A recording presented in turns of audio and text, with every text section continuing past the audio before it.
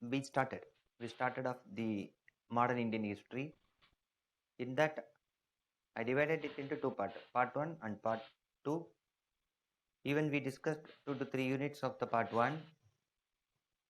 So, how you have to study is not only for history, for all the subject. First, what you are going to study. First, define the range. Don't study as such. First, define the range. Then, gradually, one after another, you study. That's why we used to say, without knowing this destination, starting is useless. For example, if I give a two-wheeler, Thambi, here is the two-wheeler key, right? Wherever you do want, you may go. Without knowing destination, what you will do? If you have destination, okay, next week, plan to Mamallapuram, next week, Kanjipuram, next week, Pulikat Lake, trip, next week, Tirupati. So you should know the destination, then only you could reach. If you don't know destination, you would go maximum nearby tea shop and would have a tea and would return back, that's all. So first define the range. In that, syllabus is important. What I explained here is the first 3 units we already, first 2 units we discussed. One is the coming of Europeans, that is exceptional. Second is the later Mughals, we discussed, okay. So just to understand, and third unit, write it. In the part 1, you write it, third unit is some important regional kingdoms, note it down. Some important regional kingdoms. Yes, what are all regional? So many regional kingdoms were there. So keep it in mind, except the first unit, coming of European, all other units start after the death of Aurangzeb. Year 1707. All other unit till independence. Okay. In that, some regional kingdoms were there. Why I am saying is, the first ruler was Babar, Mughal ruler. Second ruler Humayun, Akbar, so and so. And Mughal Samraj reached peak. If you see Mughal Samraj at the time of death of Aurangzeb, it reached, right, not only in India, even it extended to Afghanistan. This much of big of the Mughal Samraj. This much of big just before the death of Aurangzeb or during the period of Aurangzeb. But after the death of Aurangzeb, complete disintegration. The Samraj witnessed the complete disintegration that led to that origin of small kingdoms. That kingdoms are called regional kingdom. In that 3 or 4 regional kingdoms alone are very important. What are all the important regional kingdom? Write it. In that unit itself you write it. One is Bengal kingdom. Second is Hyderabad. Second is Hyderabad. Here itself you could say Hyderabad kingdom. First Bengal, Hyderabad kingdom. Third is Awadh. Awadh or Audh. Either you could use the word Audh or you could use the word Awadh. A-W-D-H. Use the word Awadh. Right? This kingdom. And fourth is Mysore. Fourth is Mysore. So it does not mean that only these 4 kingdoms are there. So many kingdoms are there. Multan, Sindh. So many kingdoms are there. These kingdoms are notable to, should be studied for our syllabus. Okay. But one kingdom I missed, deliberately missed it. You could see they try to provide all India empire building activity. That is the Marathas. So you write it as the next unit. Note it down. Unit number 4 is Marathas. Marathas. And all people, you people know very well, Maratha means immediately our mind would go to Chhatrapati Shivaji. Correct?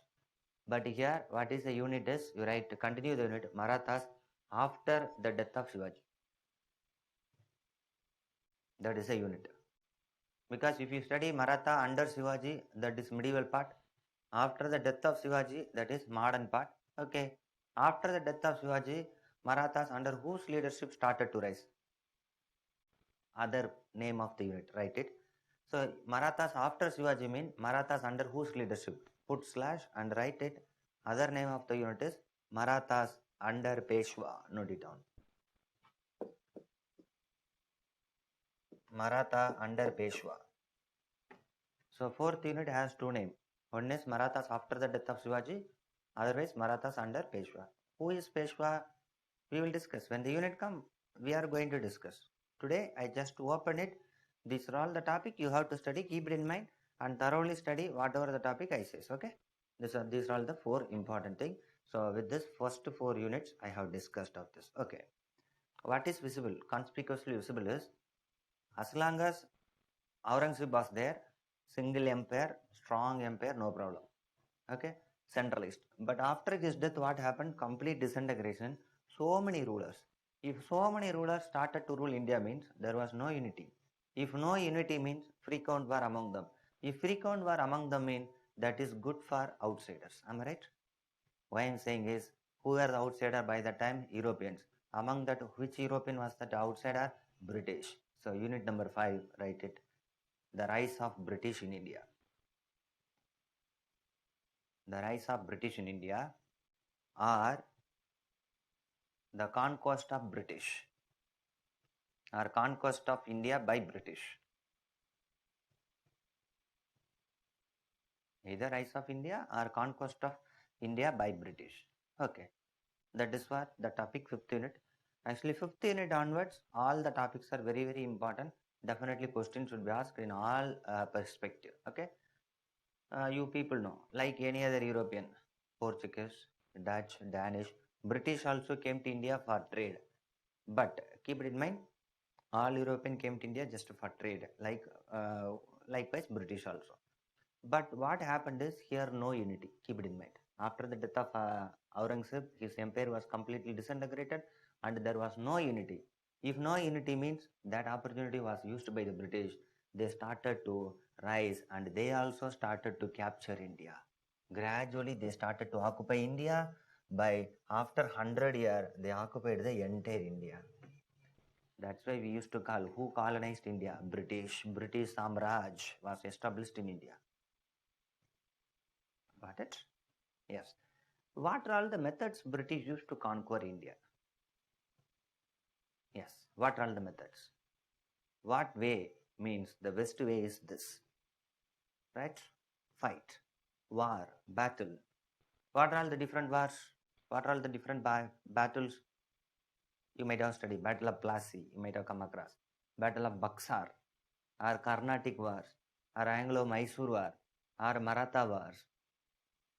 So one is by means of war.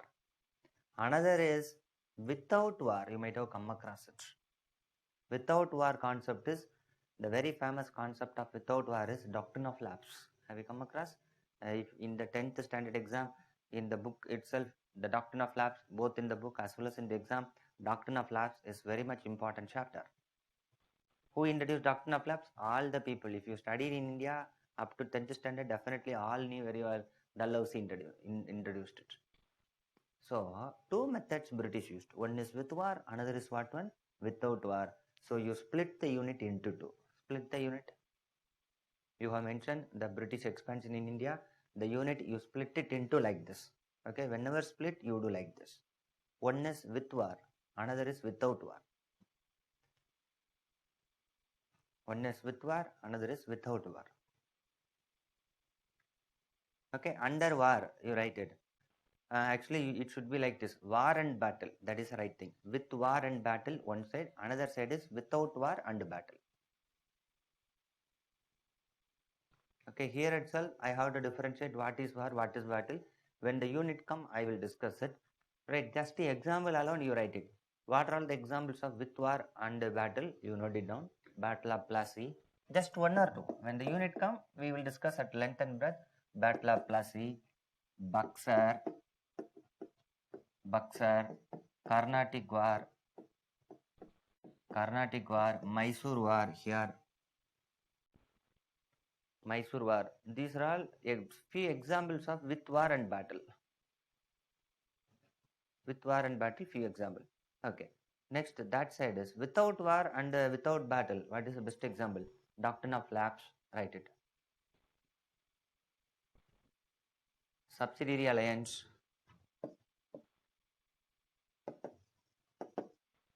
Subsidiary alliance. These are all the best example of without war. When the unit comes, that we will discuss. So that the first 5th unit is the British expansion in India with war and without war. What is war and battle difference? When the unit comes, I will discuss. Okay. Now, actually history means, keep it in mind, It's a pure concept oriented with some factual information. Whatever the factual information I am giving in the class notes, thoroughly study of this. There is no compromise. Because once upon a time, even now also many students are thinking that right, history means always you have to study fact. Then if it is so, you don't know about history.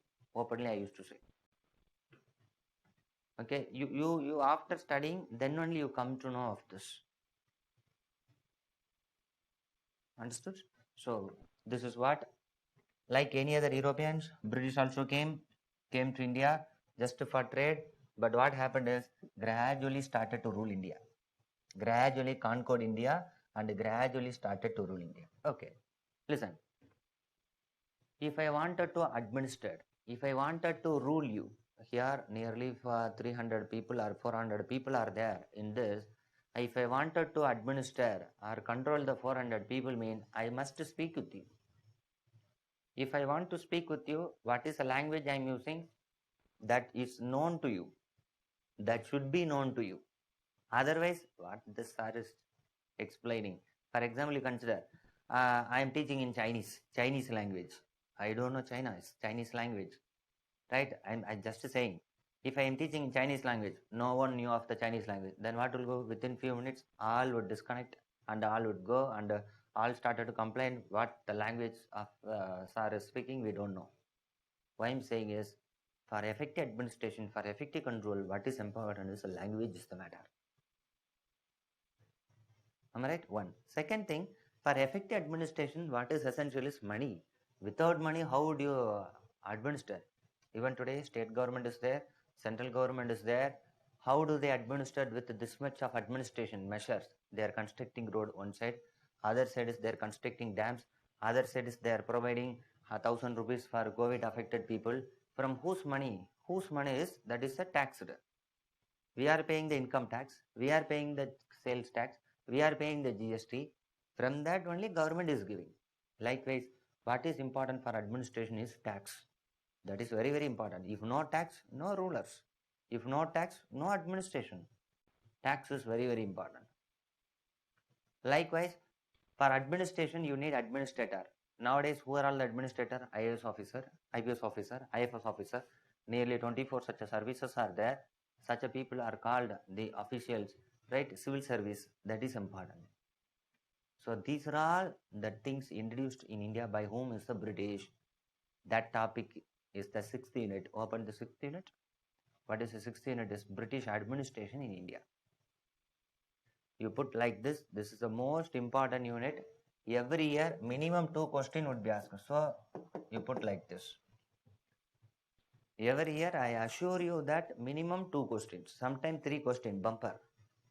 What are all the topics, subtopics under this? Topic is British administration in India. First point is English language. So unit number 6, 6A. 6A is introduction of English language.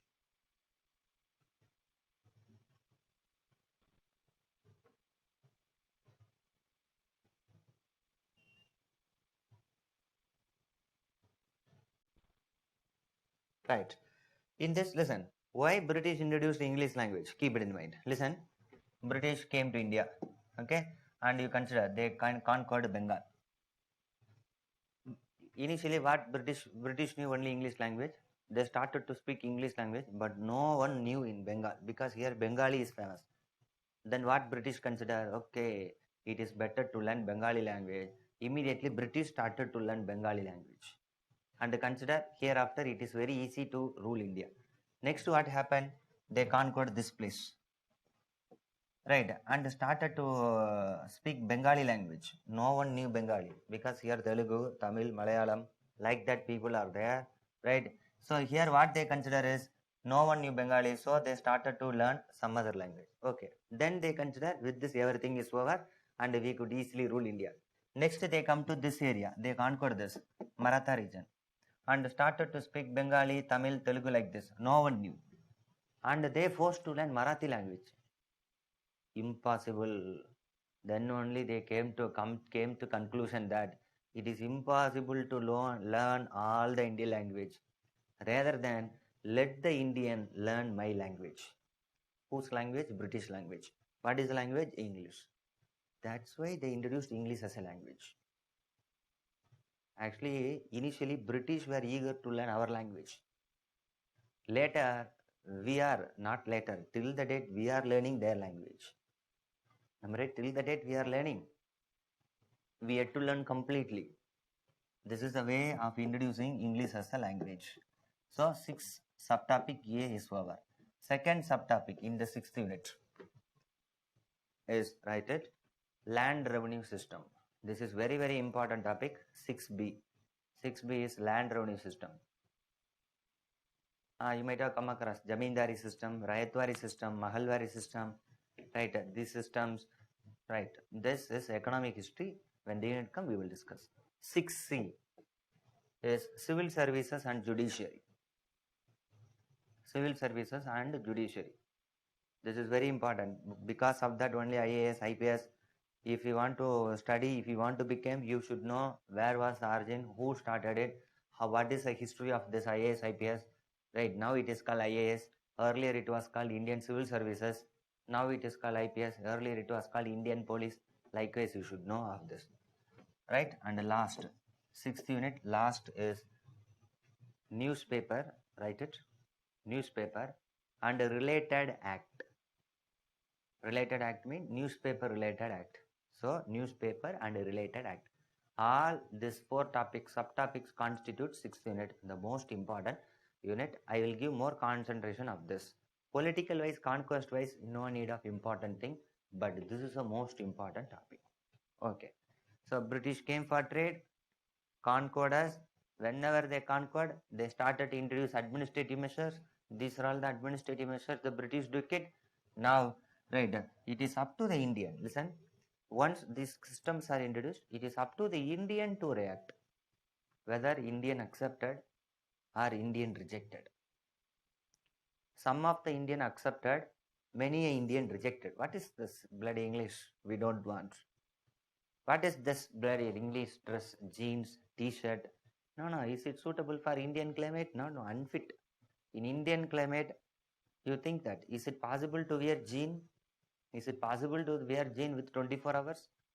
What is the purpose of wearing jean in India? Already 35 degrees is there, 39 degree. If you wear jean, 45 to 50 degree, half boiled, that's all.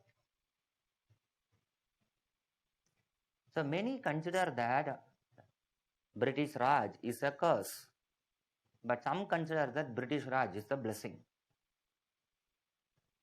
Right? That is called reaction. That is the unit number 7. Write it. Unit number 7 is Indian reaction towards British rule.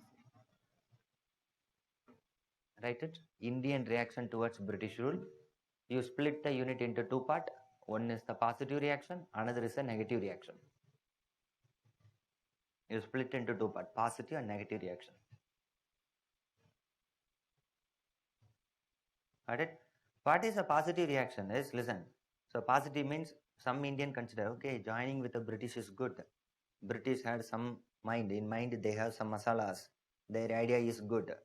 Let us join with them. Right? After joining with them, let us try to modernize Indian society. They are ready to join with the British, not for helping them, rather than helping the Indian society. I will tell example. Raja Ram Mohan Roy joined with William Bentinck. With the help of William Bentinck, he abolished Sati. Correct? Next is Dayanand Saraswati. If you know Dayanand Saraswati, with the help of Lord Dalhousie, he introduced widow remarriage. So these people readily use the British to reform the Indian society. What is the positive reaction unit is, you have written positive reaction. Under that, what is the real unit? You write it, socio-religious reform movement. Socio-religious reform movement. Actually, 7th unit should be like this. Indian reaction towards British rule, positive reaction, negative reaction. What is the name of the positive reaction? Is socio-religious reform movement. Then what is the negative reaction here? This side, right? Yes. What is the negative reaction is, many Indians consider, what's this bloody British Indian? Right, in the name of British rule, They completely ruptured my language. Even today, many are hesitating to speak in mother tongue. If you fluently speak in Tamil, he's a country fellow. Am I right? If you fluently speak in Hindi or in Bengali, he's a country fellow. Am I right? Exact things is not at all. Rather than what is going on English. Even in the house itself, right, you should not use the word, right, local, amma, you should not. Mummy, always try to say, amma is not good. It's an indecent word. In some of the house, it's like this, right? Many couldn't differentiate. We are using English for our commercial purpose. Economic purpose, we are using it. Am I right? We are using that English for selling it and we are earning it. But you should not mingle with your disturbance with your mother tongue. Right? Can you change your mother? You can't change. Then how can you change your mother tongue? Likewise, we are using English. Indian knew very well. If you are a Bengali, yes, the great. Marathi, excellent. Gujarati, superb. Tamil, Telugu, superb. We are using English for our just the economic purpose. We are using it. So many consider because of the British only my mother tongue is lost. Because of the British only my dress. You see that all the dress is the British dress. Otherwise, what I have to wear is dhoti, white color shirt, white color dhoti. No. Because of the British, everything happened.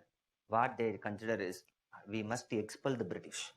At least we have to put tapad, right? We have to slap the British. That is called negative reaction. So negative reaction in the name of, write it, revolt. Such a people started to revolt. Such a people started to uprising. Such a people started to mutiny.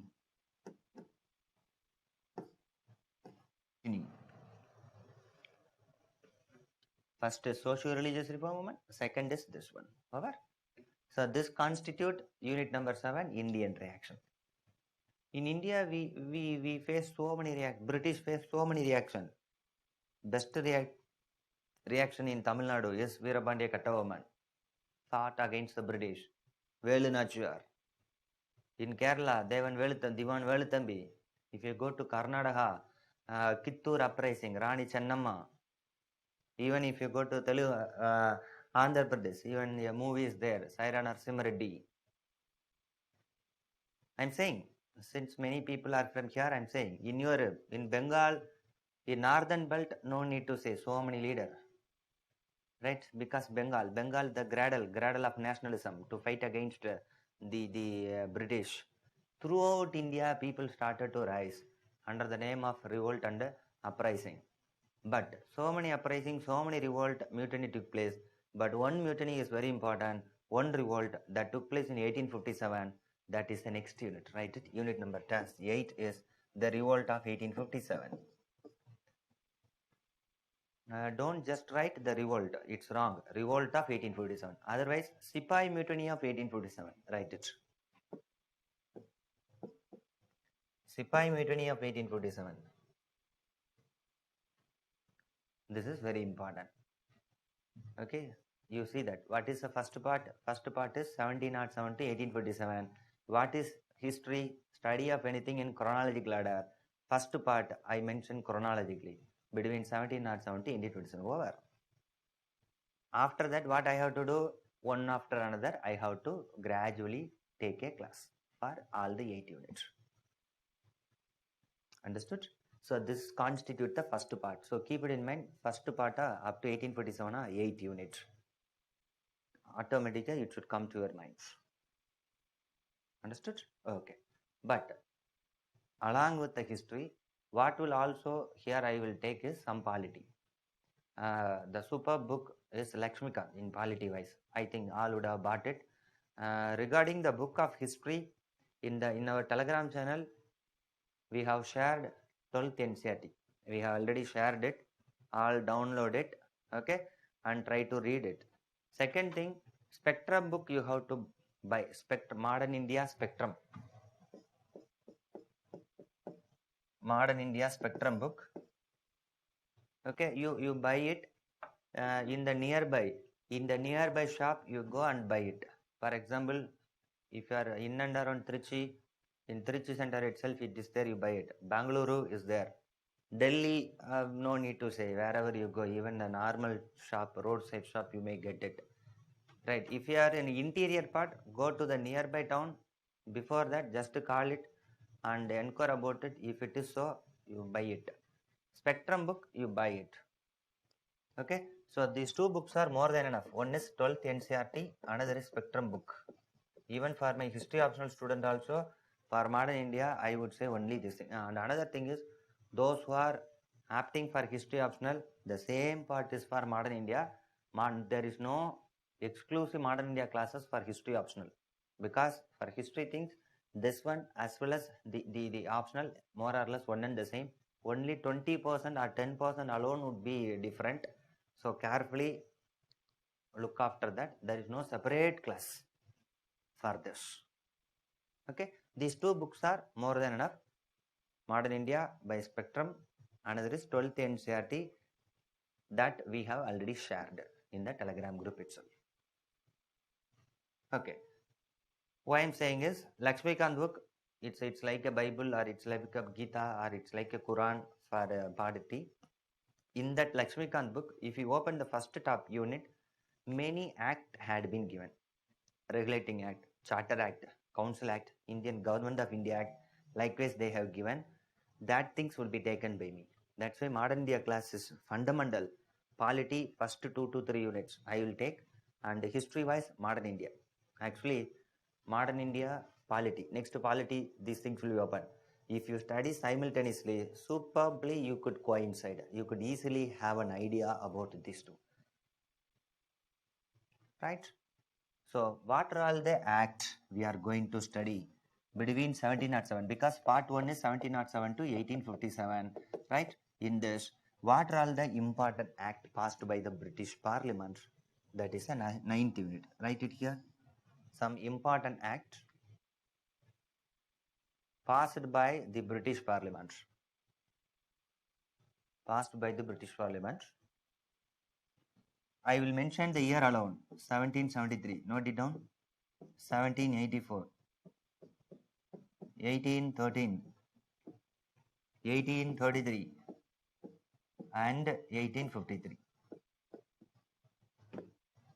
and 1853. Two, 5 acts, altogether 5 acts between 1707 to 1857. Okay, part 1 I discussed. Part 2, first we will complete the part 1 syllabus, then I will come to the part 2. I think there should be no doubts regarding this.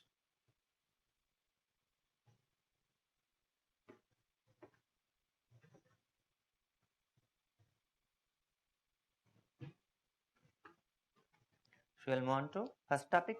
Yes. So why I have given all the 9 units is, hereafter you have to say what is the first unit, and you have to write what is the first unit, second unit, third unit. Open the first unit. All open the first unit.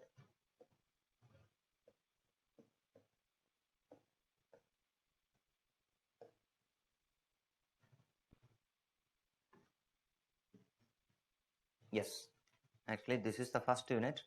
The unit is the coming of Europeans.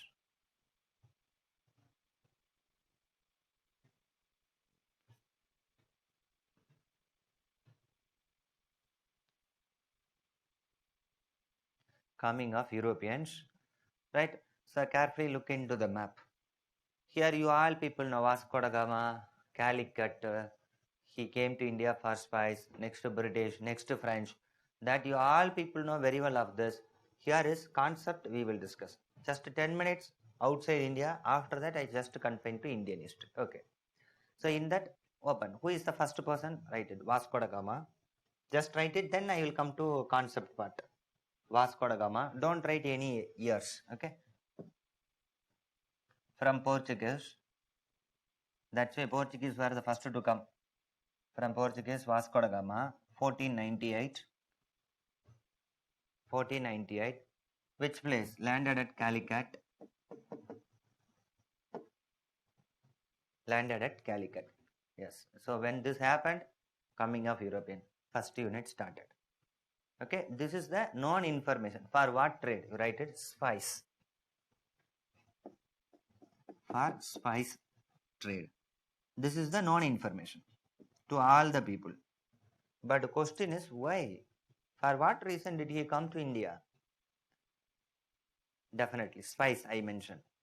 Right. Next question is, was he the first person to come to India from Europe? Second. Third, what is the significance of his coming? So many people came to India from Europe. Then why coming of Vasco da Gama is considered as important? Again and again, not only in UPSC. In UPSC, right, group 1, group 2, group 3, wherever you go, right, this part is very, very important. That is the coming of the Europeans. This is very, very important topic. Okay. So a brief idea. Listen, why this Vasco da Gama is very, very important. My question is, before Vasco da Gama, if any person came to India, type it.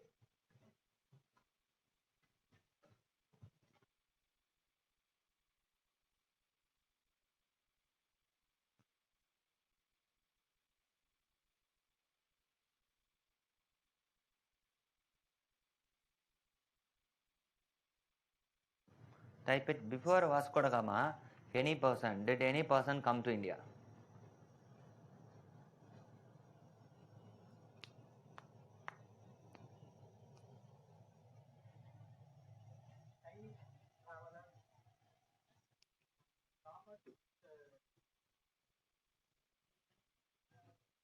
Thomas Stephen, Alexander, superb, exactly. Alexander is right.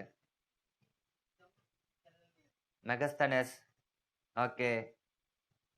Megasthenes is also good, very good.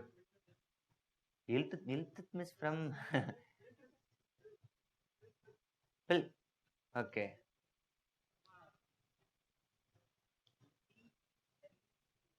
Seleucus, okay. Seleucus is later. If you know Alexander, no need. Gupta,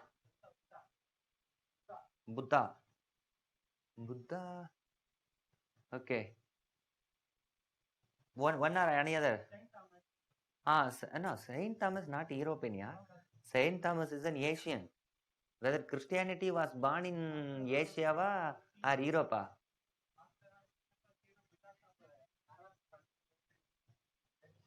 Exactly. Now my question is Saint Thomas. Saint Thomas European or Asian?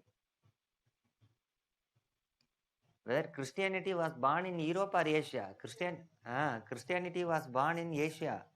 Saint Thomas an Asian, not European. No major religion was born in Europe. All the religion were born in Asia, especially many religions were born in India. That's the significance. Super. So few people answered it. Listen, Alexander, the earliest person who directly came to India. If you wish, you write it. The Alexander. Actually, Alexander used what route as the land route. Likewise. Likewise, Alexander used it. And another person I expected, but no one. Marco Polo. Have you come across Marco Polo? Yeah, great. Marco Polo is there. Okay, good. So one person mentioned about the Marco Polo. Good. Marco Polo is there. Correct. Megasthenes, Greek ambassador. Good. So many people came to India since ancient time, even before Vasco da Gama. What is the significance of Vasco da Gama? Is one person answered it. Listen, if you see, many people use the land route, right? Even some people use the sea route, like this. Keep it in mind. This black line is the sea route. But Vasco da Gama sea route is, if you see, red color. This red color. This red color is the Vasco da Gama. Why Vasco da Gama is important is, write it near Vasco da Gama. He discovered new sea route. That's important. New sea route to India. Sea route to India. That to what routed? Cape of Good Hope. Cape of Good Hope. Here is the Cape of Good Hope. So through that he crossed. Before that, many came through this route. Actually, this route, Red Sea, this route. He was the first to discover this route. That is tip of Africa, southern tip of Africa. So, listen, before Vasco da Gama itself, European came to India. You have to note it down. Second thing is, before that, both land route as well as sea route existed, right? So before Vasco da Gama, many people came to India. Alexander, so many people, right? And before, right, that well-established land route as well as sea route. Land route was there, sea route was there. But what's the significance of Vasco da Gama? Circumnavigated like this. That's what his is important. Okay, now my question. Sir, already land route, sea route existed, right? Which is the easiest route for human being is the land route. Easiest route is the land route because of this route. And right, even this sea route is there. Why this much of struggle, sir? It's like this. Rather than eating, we can easily eat like this. Why do we eat like this? Made some problem happened of eating like this. That's why he forced to eat like this. Understood? What happened is, listen, this is very important. Right, one great Muslim empire that called Ottoman Turks. This Ottoman Turks started to rise and they captured a significant town called Constantinople. Right, with that everything was broken. Land trade was broken. Which year that event happened? Write the year, underline the year, that is important. 1453. Write it.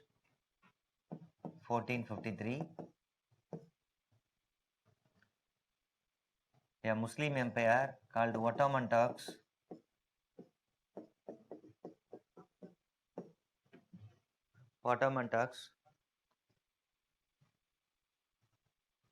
right, Muslim empire name. It is not a ruler name. It's like a Chola, Samaraj name. Right, Muslim empire called Ottoman Turks captured Constantinople. Otherwise, present day it is called Istanbul. Istanbul in Turkey.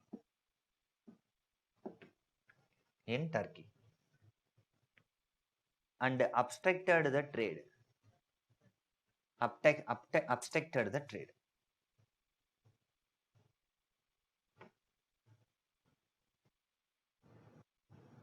Taken? So that's the biggest issue. If Ottoman Turks didn't accept, that's not at all a problem. Likewise, everything, right, we would never study about Vasco da Gama. No Gamas would we study of. No Gama, no full stop, nothing. We will study of this. Okay. So, but they obstructed, that is the biggest. Now my question, what is the significance of this Constantinople? Istanbul. It's very, very important. If you don't know this one, you can't study Chinese initiative, road and belt and road initiative. BRI is there. BRI concept is exactly this road map, this map. And marine initiatives there. So carefully listen. This is very, very important.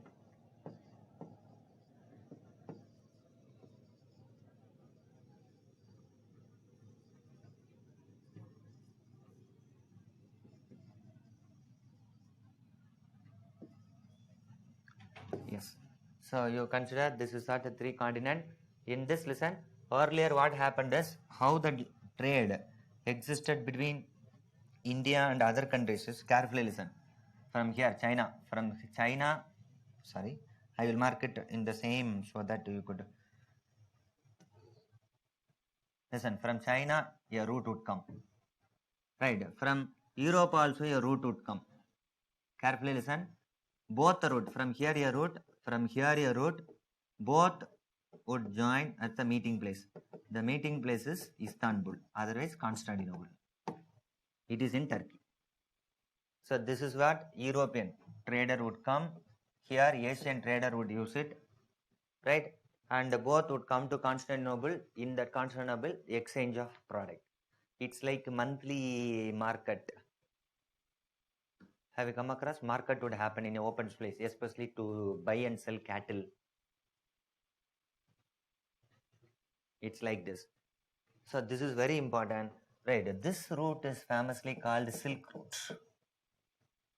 Actually, if you don't know the Silk Route, you can't study Belt and Road Initiative measures of the Chinese. Understood? So everything was going good. Why it is called Silk Route was silk. The product was traveled from Asia to Europe because the European girls and women loved the Chinese silk because of lustrous.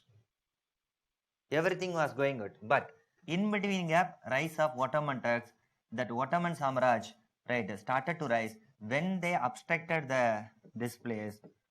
Trade between Europe and India and Asia broke out.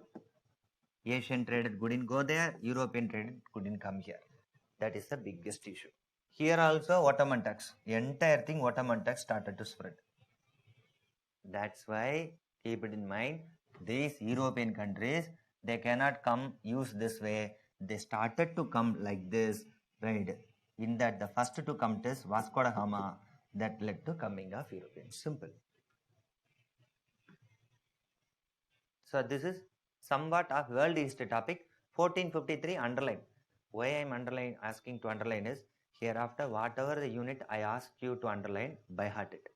I will give some more years. Even if you forget some more years, what I am going to mention in the notebook, no need to bother. But if I said underline, you should by heart it. Okay? Keep it in mind. Every class I will not tell the same things. So this is what the coming of Europeans. Okay. One interesting topic with that I just come back. Okay, listen. Again. Here, Spain,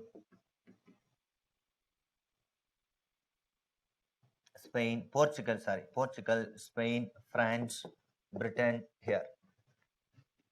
Do you know what happened is all wanted to discover new route to India. It's very interesting.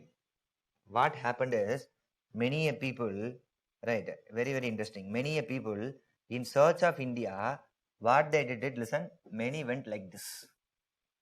In search of India, their route. Many went like this. But India is here. Many went like this and never returned back. They took a very big ship and with a crew member, they started to sail to discover new route to India, but lost their life. Why? Means in those times, if you enter into the sea, right, you would lost the sight of direction. Nowadays, we do have compass. You know, compass, you people know very well of this to show the direction. But in those times, no great compass, right? That's why many lost it. But one man, who is the man is Columbus. Listen, that man is Columbus. His intention is, it's also very interesting. His intention is to discover new route to India. But what that fellow did is, keep it in mind, what he did it, in the name of finding new route to India, he used this route. Carefully see the red color. He used like this. He came up to here, no India. He came up to here, no India. He came up to here, no India. At last he landed here. Is this India? No. It is not at all India. But landed at a place. Actually today, this present day is the Cuba. He landed at a place and said, I discovered India. He started to shout like anything. But without knowing that he never discovered. Rather than he discovered a new world.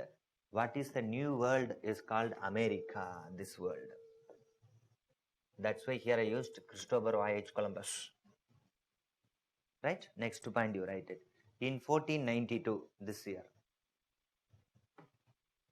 In 1492, Columbus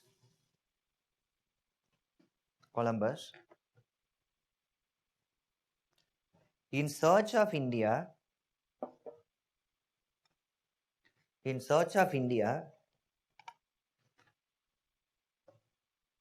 discovered a new world.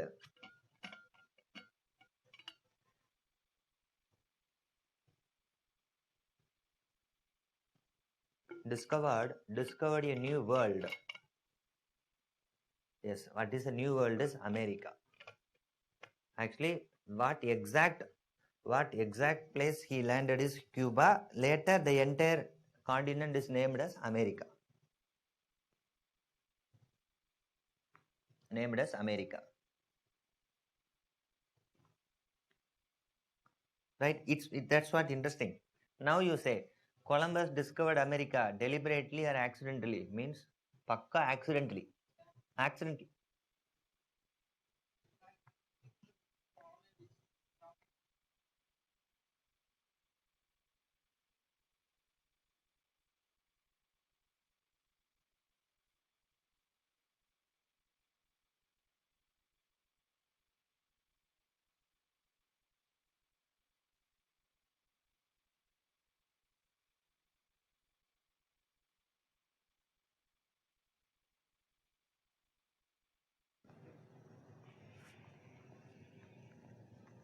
Yes. So this is what. So carefully look into that, because these maps are not at all available and you no need to go through of this, right? So this is very interesting. I can tell lot of story regarding this Columbus. Actually, this is the method of studying history. Don't muck up the fact. You have to study like a story. From the story, here and there, one or two information and years would come. That alone, just to go through. That I will tell the year. You no need to bother about it. Okay. So here, 1492, he discovered a new world. Only one point. Later I come back. Christopher Columbus only discovered this new world. Then why the name called America? Why it is called America? Type it. You see that North America, South America. Actually, Christopher Columbus discovered. Then what would have this continent should be called as North Columbia continent, and this continent should be called as South Columbia continent. But it was not named so. Why? Type it.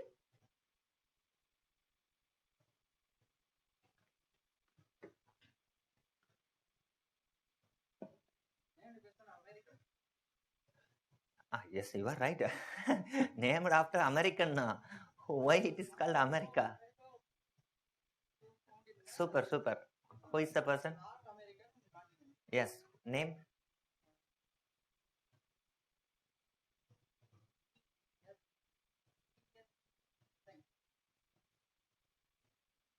Okay, Wes.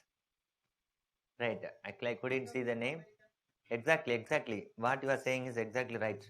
One person mentioned it. Right. That's why I said this. You almost you know the information. Why it is called America means, right. Listen. Christopher Columbus landed here. Later, what happened is a person called Americo Vespucci. Americo Vespucci. Right. What that fellow did, you note it down, Americo Vespucci. Later, he not only used that Christopher Columbus route and he explored this entire thing. He went like this. So this is the way Americo Vespucci did it. Here is the America, United States of America, present day United States of America. He completely explored this area. That's why the continent was named after him, Americo, later called America. So as you are studying history, definitely you should know why it is called America means Americo Vespucci. Am I right? Again, why it is called India? Type it again. Actually, history is reason like this. It will be like this. Why it's called India?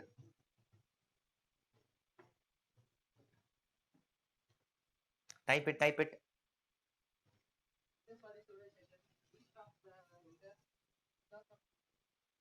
Mm. Mm. Super. Who is the name? Name? Super. Exactly. Super. Yeah. Actually, this kinds are interview question. Why it's called Indus mean? It's keep it in mind. The word Hindu, in the religion wise, it's not there. It's derived from the river name Indus, Sindh River. From that only we people are Indian. So actually, even the word Hindu means it's not a religion. It's a land actually. What is the land is in and around the Indus. From that only the word itself Hindu came. Keep it in mind. So even if you use the word Hindustan, it is not Hindustan. Actually, it is a Sindhustan. Sindhustan is the right word. In,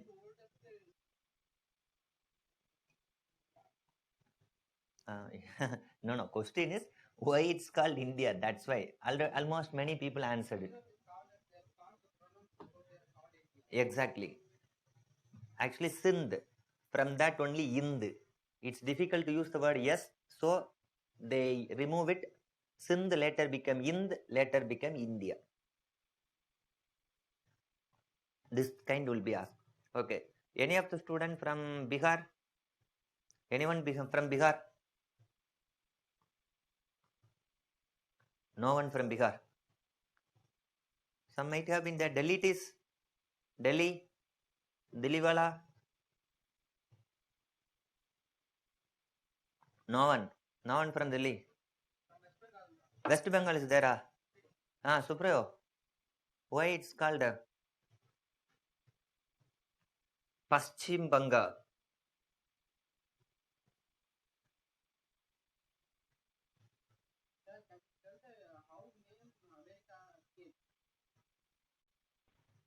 That's why I said.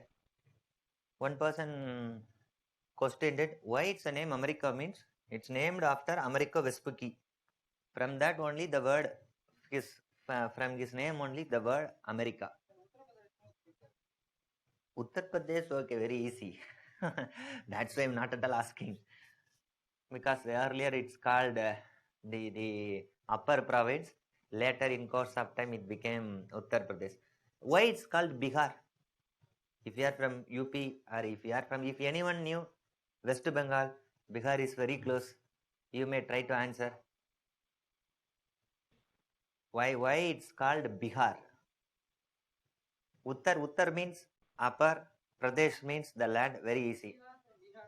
Exactly. Who answered? Exact. So Bihar is derived from the word Vihar. So superb. Right. Actually, Vihar is derived from the word Vihara. Actually, Vihara means Buddhist monastery. If you see that so many Buddhist monasteries are the Nalanda University, Vikramasela Vihara, so many universities and monasteries were located in that place. Later what happened? Vihara, Vihar, then Bihar. So you should know why the word, each country, at least continent. What is the meaning of Australia? Why it's called Australia? Because our system was like that. We just mug it up without knowing the meaning. What is the meaning of Australia? No, no kangaroo, nothing. Australians. Australia, exactly. What is the meaning of Australia? Correct. Not ostrich. Ostrich is OS. It would not come AUS.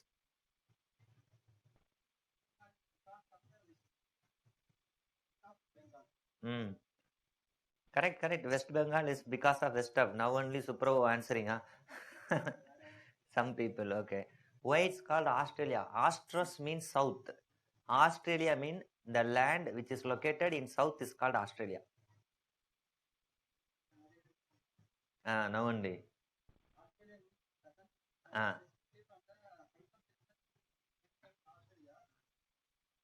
Exactly. Yes. Astros mean whenever you come across the word Astros means south. Astrolo, Astrotna south. Keyword. Yes. Exactly.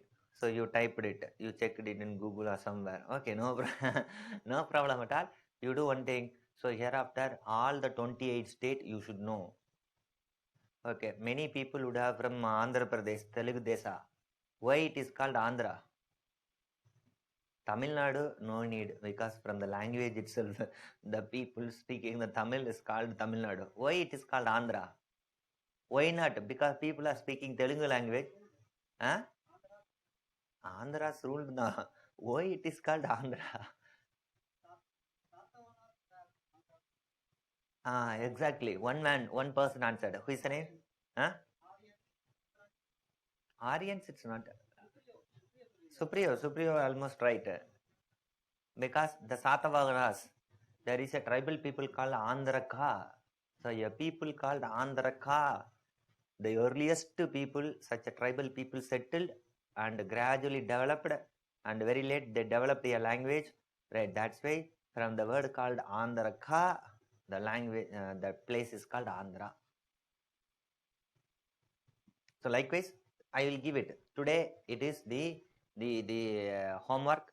Next week when my class is there, I will ask question. Randomly I will ask question. Among 404 people or 405 people are there, I will ask question. Okay. So now I come back. This is what? This is other thing. Now I come back to this. Come back to this normal. Yes, listen. Many people in search of India went like this. One person found out new continent. But some people started to explore like this. You see that. Some people up to here. Some people up to here. One man successfully crossed the Cape of Good Hope and reached in India at which place is Calicut. Who was a person? Is Vasco da Gama. So 1453 I discussed. 1492 Columbus I discussed. Now I discussed 1498 Vasco da Gama. That is called Cape of Good Hope. Once upon a time it was called Cape of Bad Hope. Reasons were there. Now it's called a Cape of Good Hope. Earlier it was called as Cape of Bad Hope. Why it was called a Cape of Bad Hope mean many people couldn't cross this area, but the first person who successfully crossed, not only crossed, came to India is Vasco da Gama. So 1453, you know what happened. 1492, you know what happened. 1498, what happened. Studying history chronologically over. So when Vasco da Gama landed at Calicut, unit start. What is the name of the unit? Coming of Europeans. Hereafter, I am not going to discuss about the world history part, right? And I just confine to the history of India. Yes. Vasco da Gama from Portuguese. So who were the first to come to India in modern times is Portuguese. Whether Portuguese were the first people to come to India? No. Whether Portuguese were the only person? No. Altogether 5 persons Europeans came to India. Order it in one after another. Write it, note it down. First. So topic is 5 Europeans. Subtopic, write it. 5 European to India. First Portuguese. Second Dutch. Dutch means the people of Netherlands or Holland. That's a Dutch. Third the British. Fourth the Danish. Here. Danish means people of Denmark. And fifth, the last one is the French. The fifth one is the French. If you study the brief history of all the 5, first unit is over. First 2 or 3 units alone, it seems to be new. Once your mind is engaged with the modern India, then it's very easy. Yourself would. Already many people are answering.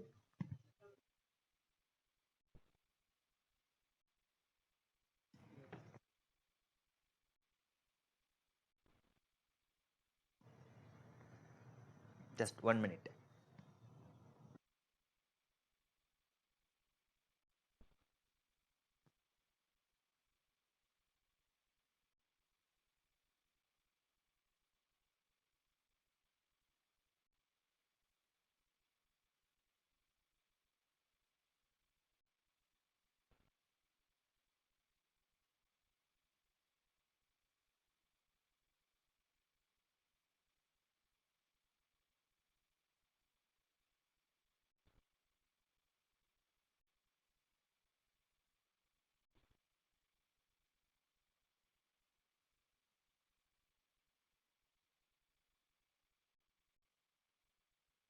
Yes.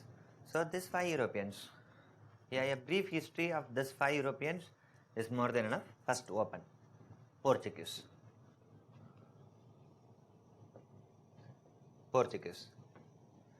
In that Portuguese, who is the first person? Again write it. Vasco da Gama.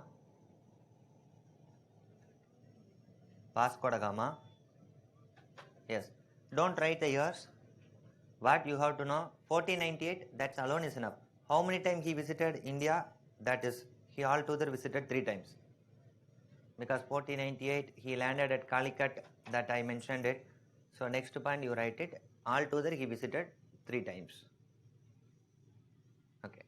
What happened is when he landed at Calicut, who was ruling the Calicut region? Is write it. That Calicut area was ruled by Zamorin.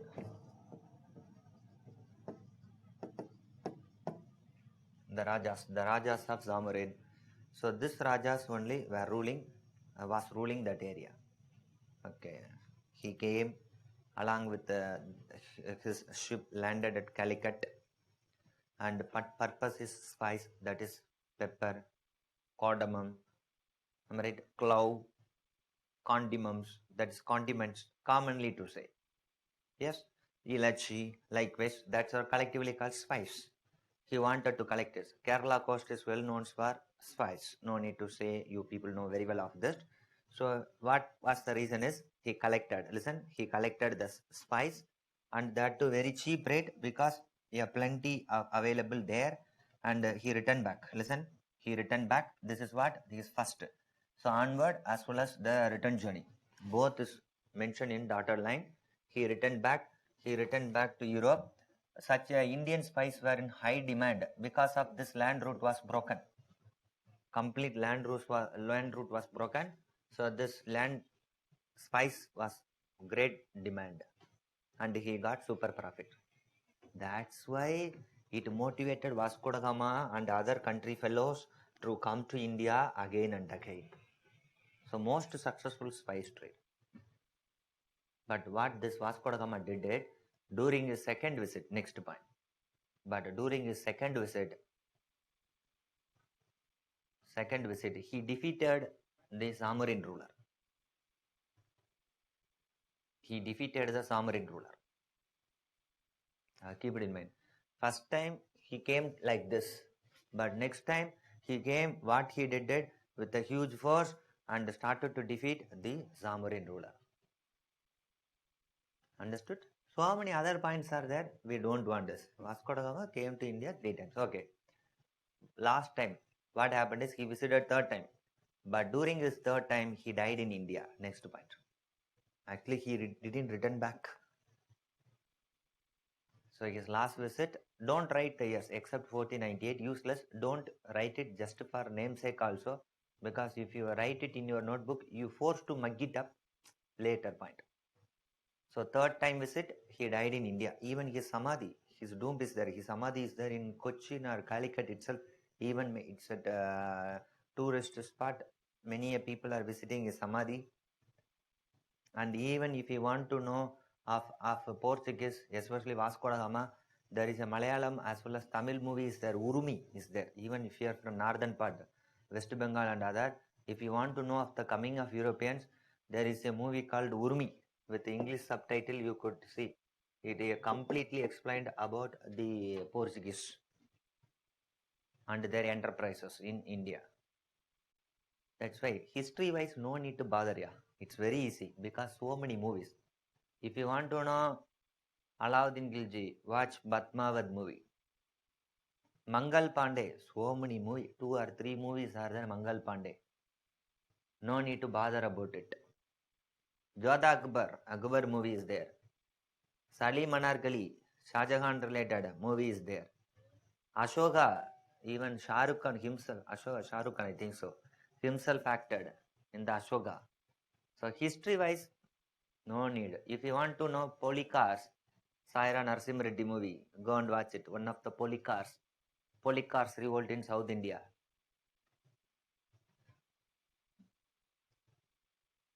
Understood? Otherwise, if you want to know ancient India, Bahubali. Bahubali is based on ancient Mahajanabada. There is one of the Mahajanabada called the Avanti with the capital Ujjaini. With that only Bahubali. It partially history. So many movies are there. Understood? Right. If you want to know the great West Bengal hero, Surya Sen, Kele Hum John, I don't know the exact movie. That is Abhishek Bachchan and Priyanka, I think so, Chopra acted. So many movies, I will tell. So other subject, may say that no need to watch a movie, but history wise, world history wise, all are movie. So many movies are there, you could watch it. I will give one or two movies, you watch it. That is for us, exclusively for us. So this is Vasco da Gama. Okay. After that, the Portuguese ruler sent another important person, write it, Francis de Almeida. Francis de Almeida, 1505 to 1509.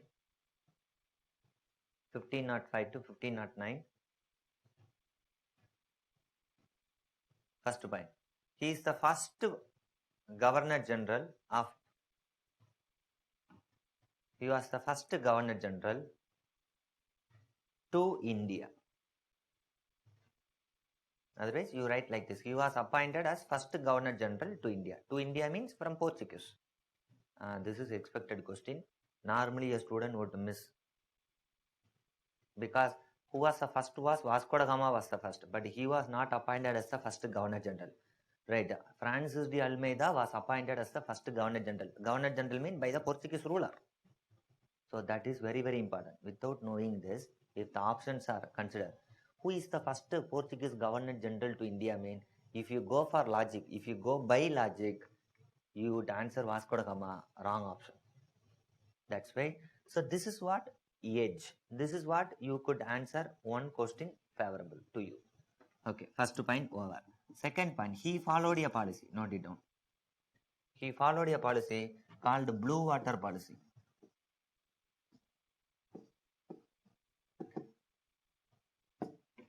He followed a policy called Blue Water Policy. Yes, what is blue water? This is the most important question, not only for UPSC, for your public service, your state government public service commission also, whatever the public service commission. This is very, very important. Okay, what is blue water? Which water would dust like blue? You see that this Indian Ocean, Bay of Bengal. Am I right? The sea and ocean water would like blue. It means that what is blue water policy mean? He took some measure on ocean, that is on water body. What is blue water policy means? You write it. I will explain then. Listen. Portuguese were the new.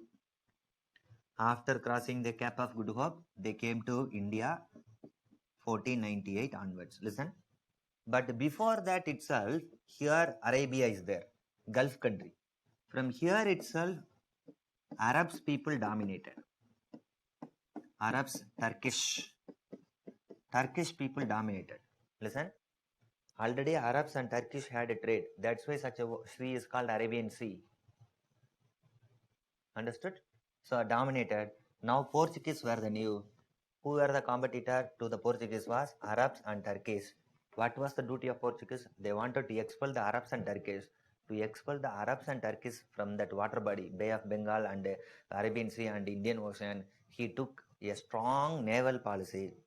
Such a strong naval policy is called blue water policy. Write it. So what is blue water policy is? He strengthened navy. He means Almeida. Strengthened navy in Arabian Sea and Indian Ocean.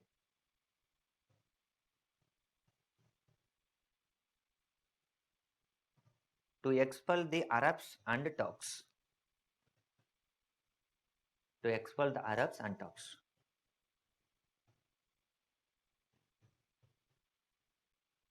Taken? This is most important question and most successful man also. This Francis de Almeida. So second person is war. And third person, note it down. Alfonso de Albuquerque. 1509 to 1515. Third is Alfonso.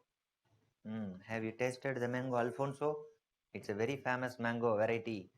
Mango, the king of mango. Actually, mango itself is the king of fruits. The king of mango is the Alfonso. So many mango varieties are there. One of the very famous mango varieties is Alfonso, which was named after him. Actually, the mango variety was named after him. This is GK. Don't write it here. You just listen and enjoy. Right? So he only created such a mango variety. That's why it is called the Alfonso mango. Right? Why it is called such a mango is named after him is Alfonso mangoes are very famous in Maharashtra actually. They are cultivated in Maharashtra. Ratnagiri district is there in Maharashtra. In that only you could see the cultivation of Alfonso mango, right? Why named after him, Alfonso de Albuquerque is, listen, in tree, you might have come across the concept. If a tree is there, a small branch is cut, and if that branch is planted, mean that small branch would come as a tree. You no need to sow seeds.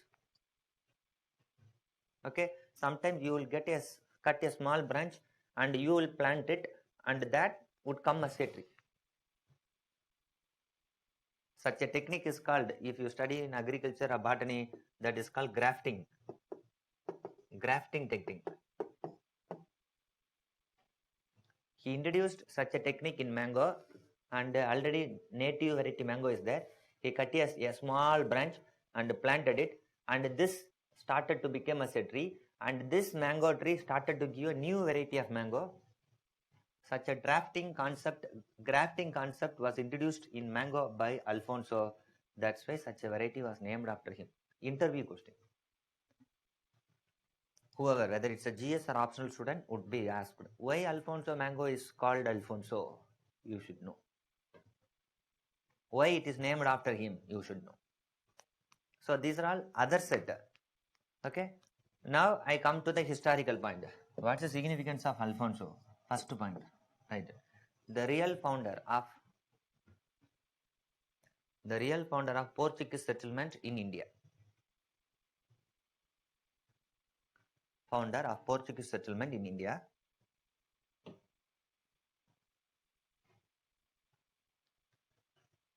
Taken, how do you say, sir? Already Columbus, Vasco da Gama was there, Francis de Almeida. How could you say he was the real founder? I will give example. First point is he captured Goa.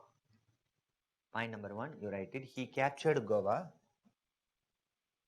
Here is the Goa. He captured Goa from Bijapur Sultan. Full name is Bijapur Bamini Sultan. This is very, very, very important. Put it. What is the year? Exact year is 1510. In 1510, he captured it from the Bijapur Bamini Sultan. Right? That Goa he captured it. Why I am saying is, even today also many Portuguese people are there in Goa. Many people are there in Goa.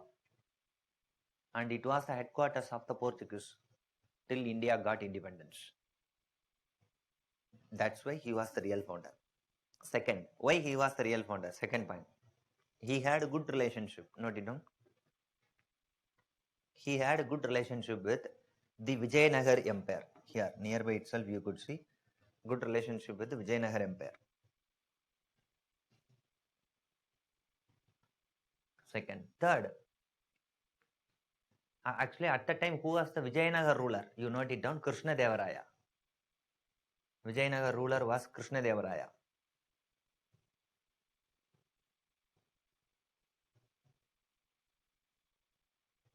Taken, the same point will be discussed in medieval.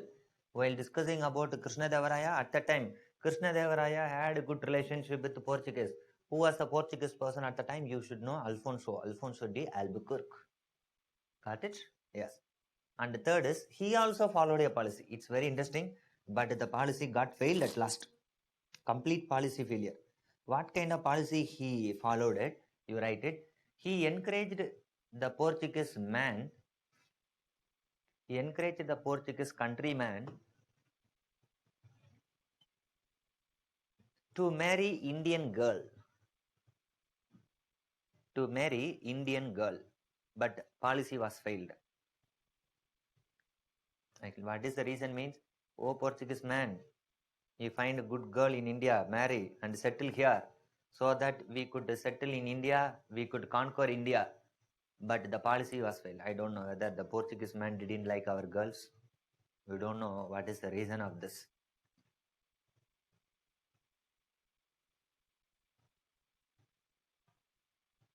Understood? So these are all important. So after that, so many Portuguese governor generals were there, 4, 5, 6, 7, 8. No need to study all. So few we have discussed all this. Okay.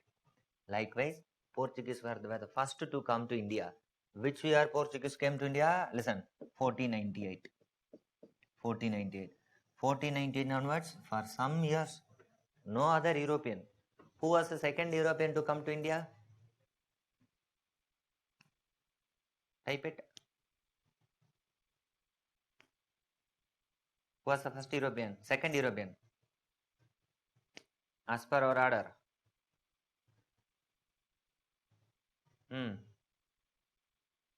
Second is Dutch. Am I right? Second is Dutch. Third is British. You see that? Dutch, British, all such a people came to India only after 1600. It means that, listen, this is concept. From 1498 to 1600, no other European came to India. Complete monopoly. Who enjoyed the entire monopoly of Indian trade with the European trade? The British. You draw this timeline. 1498 to 1600, Portuguese monopoly with the Indian trade. You draw this timeline, and within the timeline you write. Hereafter only Dutch and British.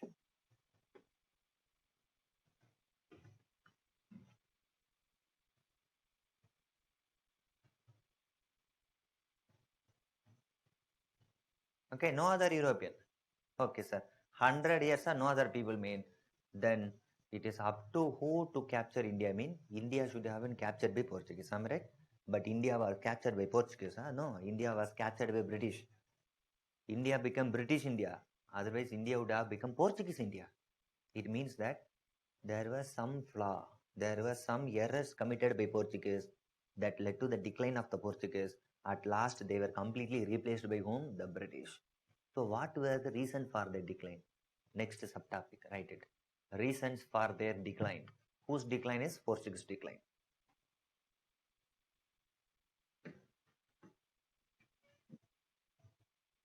Reasons for the Portuguese decline.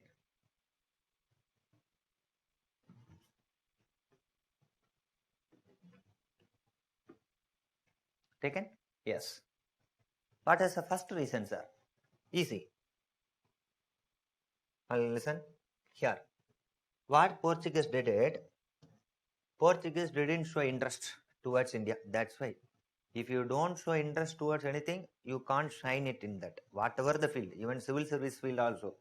You have to 100% concentrate. You have to show interest. Then only you could clear. Otherwise, one leg in UBC, one leg in other field mean you can't. You can't be successful. You say that. Can you reach the destination by riding in two different horse? How? One leg in one horse, another leg in another horse. Is it possible to ride a destination? At that time, you can travel, you can ride in a single horse. Then only you could have destination. But Portuguese committed, what they did is, listen, rather than concentrating in India, they concentrated on another country, here the Brazil. So, first point, decline reason is they colonized, they captured and colonized. Right, like this. They captured and colonized Portuguese, thus diverted their attention.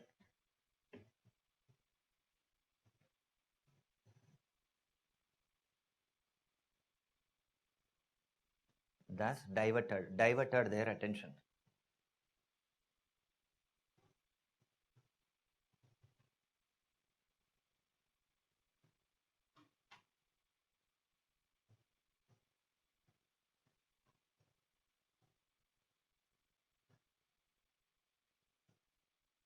Taken?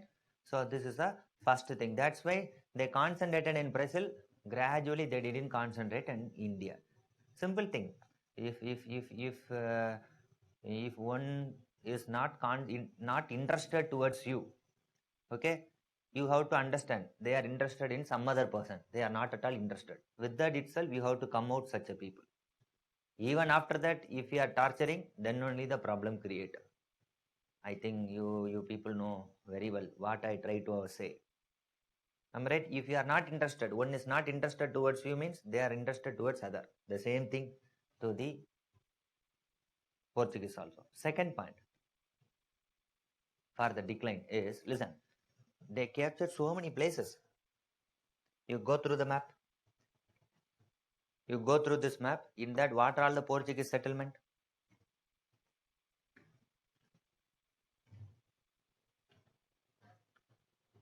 And any of the margin, Portuguese settlement alone you draw. You point it out and just you draw like this. South India alone, and what you have to do like this, and just to point out what are the Portuguese settlement, right?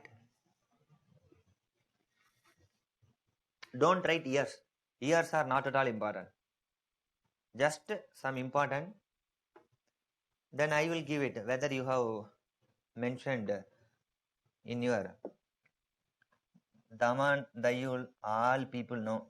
Goa, it's very Goa, Daman, Dayula. It's a 6th standard topic. All should know of this. And Calicut, you people know. Cananur is a Portuguese settlement. And here you could say Masalipatnam. Cochin, actually initially Cochin was Portuguese settlement. Later it became the Dutch settlement. That's why two flag in Cochin.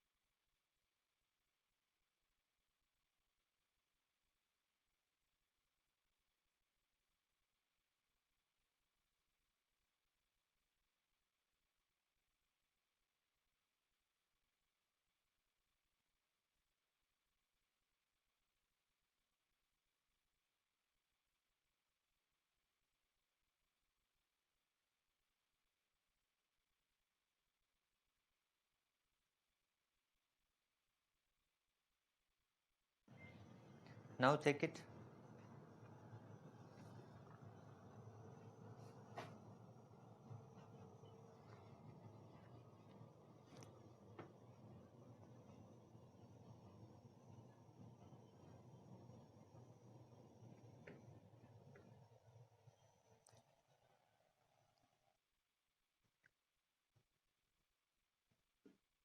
Is this okay?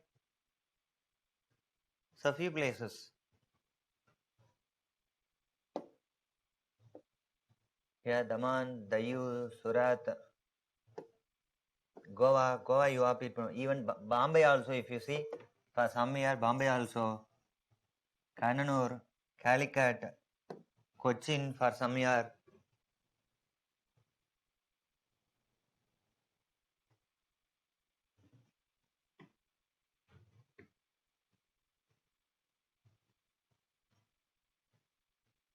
Got it? Yes. Yes. So these are all important. Why I'm saying is this much of place, but how lethargically. Why I'm discussing here led to the decline of the Portuguese. You see here. Here is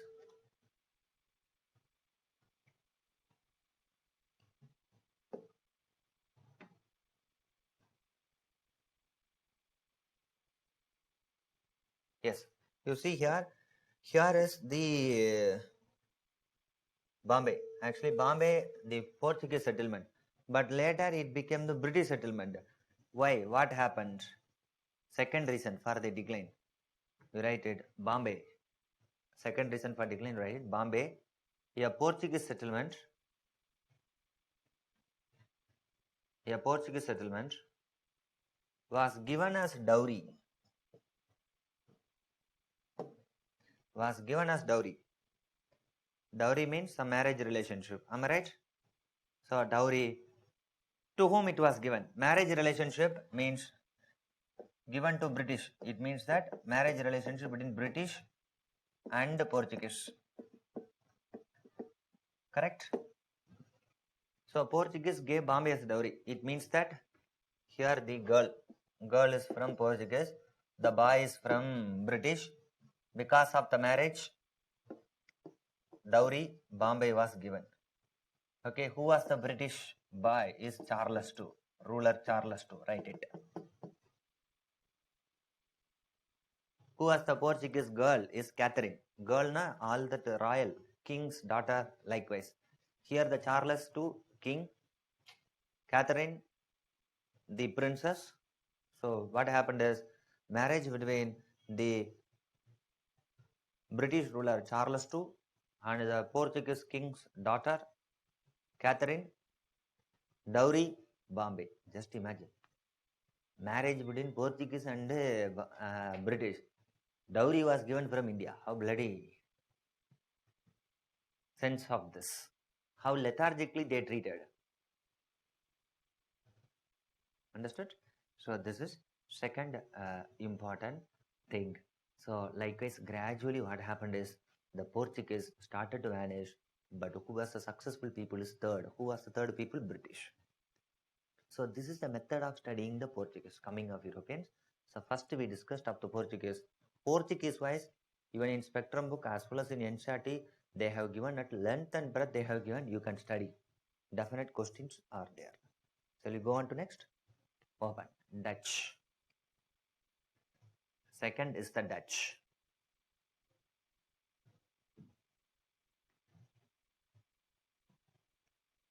Yes, first point. Dutch East India Company was started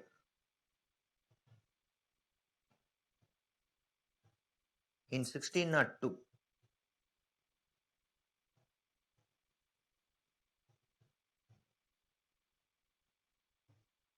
In 1602, yes. What is the name of the Dutch East India Company? You note it down. This is important. Dutch capital letter VOC. Actually, the company name is Dutch VOC. Actually, what is VOC? Not VO Chidambaram Pillai. Keep it in mind. What is VOC? You write it. Verenigde or Verenigde Oost. Verenigde Oost. OOST. Verenigde Oost Company.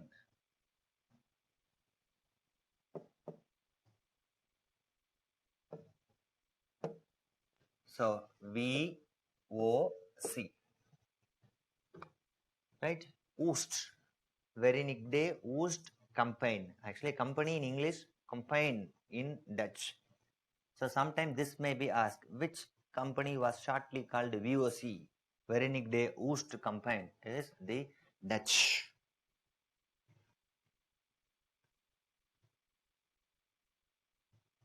Then what was the company name of Portuguese? Note it down. Go back to Portuguese and you write it. What is the company name is Casa. Easy. Casa da India. Company name is Casa da India.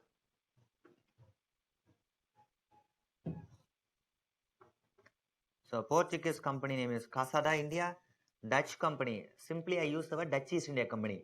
But the exact word in Dutch language is Dutch East India Company. It's called VOC. This I explained it in English language called East India Company. Actual Dutch meaning is this one, languages. Verenigde Oost Company. This may be asked. Right. They came to India in 1602. What are all the important settlements? The same thing. You carefully see here the Dutch. This is the Dutch flag. You go through that. What are all the Dutch flag? You could see here Masalipattinam. You could see the Dutch flag. Where you could see Nagapattinam, you could see the Dutch flag. Right? Where you could see Chinsura, you could see. Note it down. Chinsura. Chinsura. Even in your laptop itself, you could zoom. In your laptop itself or in your mobile phone itself, you could zoom. Such options are there, I think so. You check it. In some mobile, it's available. Chinsura in West Bengal. Masalipattinam, Andhra Pradesh. Masalipattinam in Andhra Pradesh. Nagapattinam in Tamil Nadu. Nagapattinam in Tamil Nadu. So, no need to study all. These are all important. Nagapattinam is very famous. Even a fort is there. That fort is very famous one. A part of Nagapattinam under the Dutch. Right? These are all important settlements. Keep it in mind. That's a major difference between Portuguese and Dutch. If you see the Portuguese, many settlements we have seen in West. But Dutch onwards, whether Dutch or British, many a settlement on East. Why? Kyun? What's the reason? Why many British Dutch settlements are in West? Why many Portuguese settlements on East? Type it.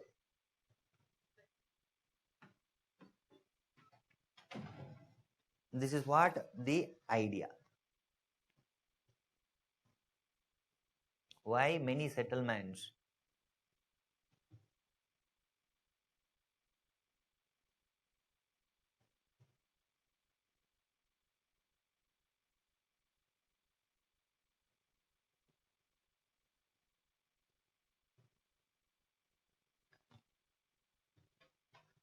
Yes.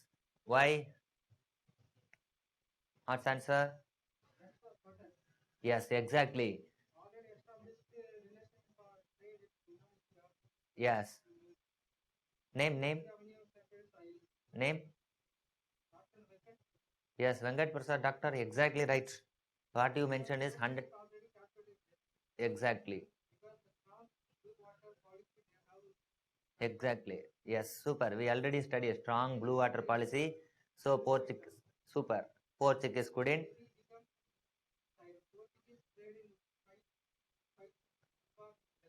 Yes, exactly. Super. Almost all typed the correct one because already Portuguese had a control over here. It's difficult. And Portuguese intention is spice, but Dutch onwards they concentrated on cotton. This is UPSC question, right? So Portuguese spice concentrated. Dutch people onwards cotton. Whether Dutch or British or French, all concentrated on cotton. Spice is famous in West Kerala. Cotton is famous in East and in Surat region. Especially this Chinsura, right? Kazim Bazar, that Chandranagar, Hooghly, Calcutta, this area is well known. And this area is well known for cotton. That's why. So very important, very good. So concentrated on cotton trade. Apart from that, we are not going to discuss any other important governor general because Dutch presence in India was very less. Why?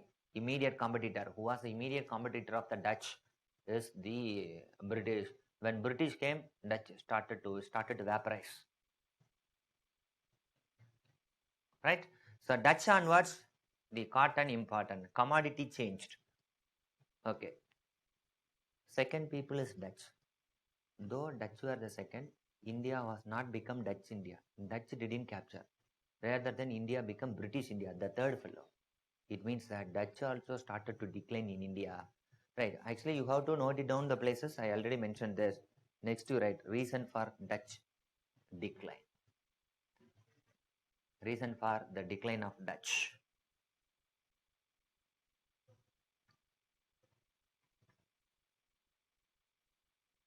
Right. Why? How Portuguese captured and colonized in the that is Brazil and diverted their attention. Likewise, what Dutch did it, they colonized Indonesia and diverted attention. Indonesia and diverted attention. That's why they couldn't concentrate in India. So they were most successful in Indonesia.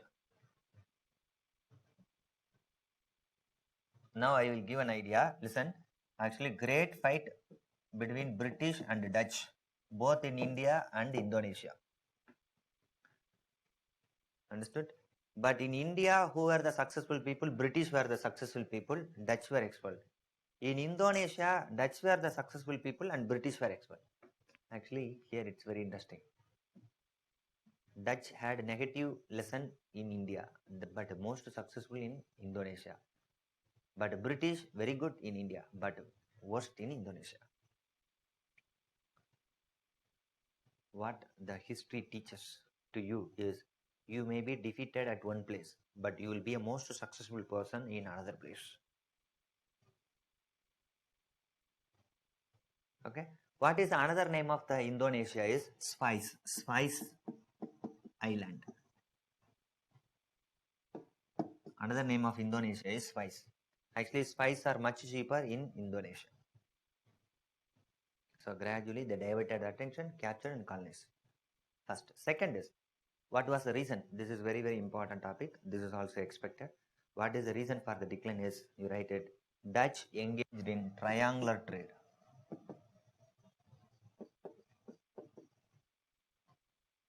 Dutch engaged in triangular trade. Then we should know what is triangular trade and how triangular trade was responsible for the decline of Dutch, because I mentioned it in Dutch. Exact 5 minutes break, then we will start.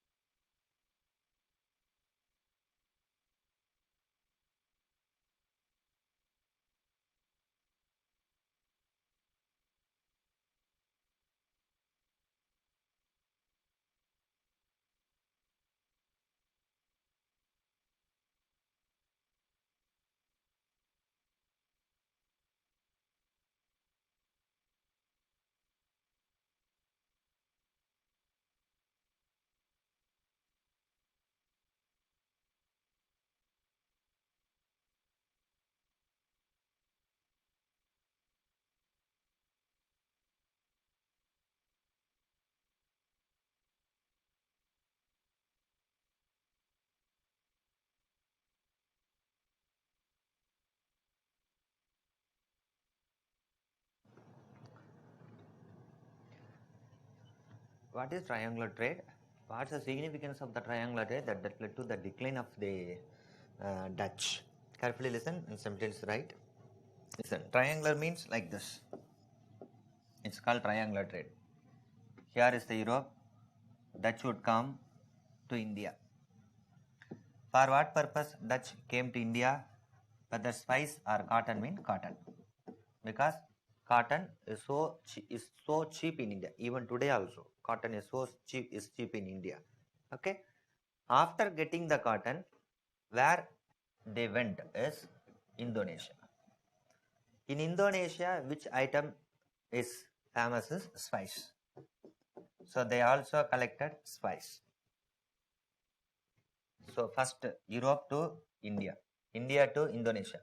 Then they returned back cotton and spice and started to sell. So listen, here is Europe, here India, here Indonesia, right? They came to India for collecting cotton, to buy cotton. If you want to buy cotton, you need money called bullion. Bullion means gold and silver ornaments. Okay. In India, they collected cotton, right? Then to Indonesia. In Indonesia, they collected spice. So they came to India, bullion, and bought cotton. And with the remaining bullion, they went to Indonesia and collected spice. And they returned back to Europe with the cotton and spice and sold both in Indonesia. You would draw this? I think you should have drawn by this time. Actually, this trade, I explained it like this. This is called triangular trade. Very, very important. Triangular trade, especially in across Indian Ocean. Okay. That is good. Am I right? Triangular trade was good because profit. But if you want to conquer country like India, means you should concentrate on political. You should not concentrate on trade. Out of 365 days in a year, 300 plus day you concentrated on trade, then how could you concentrate in India and how could you capture India? You could conquer small country like Indonesia, but not big country like that of India. Understood? So what is triangular trade? I mentioned. How triangular trade was responsible for the decline in India is they concentrate on trade, they didn't concentrate on Indian politics. Understood? Actually, this triangular trade is very important because listen, they not only popularize the Indian culture to Indonesia, and also they popularize the Indian culture in Europe also. So spread of Indian culture across world, especially to Indonesia as well as to Europe. That is a significant. That is interview question. One of my friend, when we went it, at the time he was also history optional, right? His question: why many Indian culture could be seen in South Asia? What are all the reasons? How spread of Indian culture to Southeast Asia? Dutch. Why not? Before Dutch itself, Cholas. If you see Chola, Imperial Chola, Rajaraja, Rajendra, that people led expedition up to Indonesia. Why not? During Gupta period, from the Bengal, Tamra Lipti, very famous port, from Bengal, many trade took place. Understood? So Guptan period, trade with China, trade with Indonesia, Indian culture was spread. Later Imperial Chola period, Indian culture was spread. During the Dutch period also, Indian trade, especially Dutch in the name of triangular trade. This is interview questions. That's all. With this, Dutch is over. That's why India couldn't become Dutch India, but became British India. British were the third to come to India. Open the topic, the British.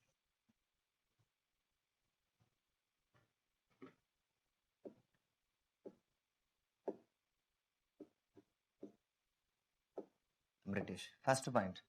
If you missed today's class regarding the British India, it's impossible to understand you till 1947, especially the British India. I complete British India, even I would start today itself, the next unit also.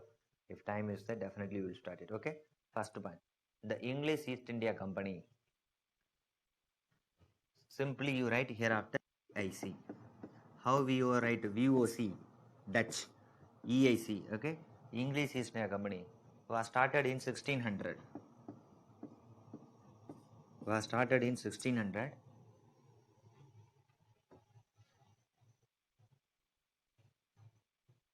Right. Why do we call it was started in 1600? Mean exactly 1600 this happened. What happened is with a royal charter, write it. 1600 with a royal charter. Charter na order. Note it down. Charter. Whenever you come across the word charter means order. Royal na king or queen. Royal charter given by the British Queen Elizabeth. Elizabeth I. Given by the British Queen Elizabeth I. So she gave an order. Okay, please you start a company. That company is called English East India Company. Hereafter simply you use the word EIC. Right. What are the other name of the company? This is new information. You write it. It's a famously called John Company. This may be asked as a question. Which European company was famously called as John Company? Is this English East India Company? Why? Why this company was also called John means one of the founder of the company is called John. That's why it's called John Company. He had two member founded this company. One is you write. One is John Watts. One is John Watts. WATTS. John Watts. Another person is George White, WHIT, White. Since the first name is John Watt, that's why this company is also called, right, John Company. This may be asked as a question. Which company is famously called John Company? Is this? Right, so many names are there. English East India Company, otherwise also called John Company, otherwise also called, you write it, another name, Governor and Company, you write it. Another name is Governor and Company of Merchants of London. Governor and Company of Merchants in London. Trading into East Indies. English East India Company or John Company are also called Governor and Company of Merchants of London trading into East Indies. East Indies. Okay, this much of lengthy name would not be asked, but you just keep it in mind. John Company, definitely assure it, definitely it would be given. So it was started in 1600. Okay, this is the first point. Second point is, write it. Hereafter always use the word EIC. A private company, note it down. It's a private company.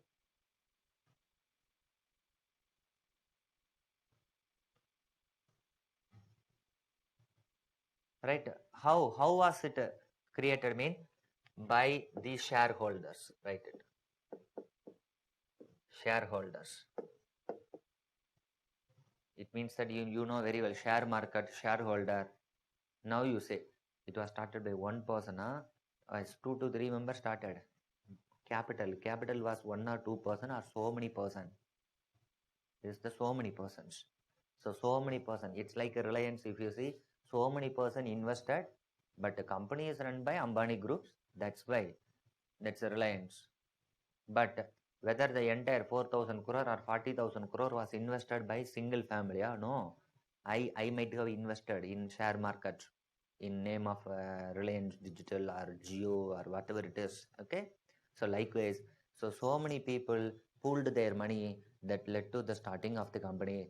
That's why such a people are called shareholders. So it's a shareholders company. Keep it in mind. It's a private company. It is a shareholders company. Okay. If it is shareholders, every year shareholders should be given what? Type it. What should be given to shareholders every year?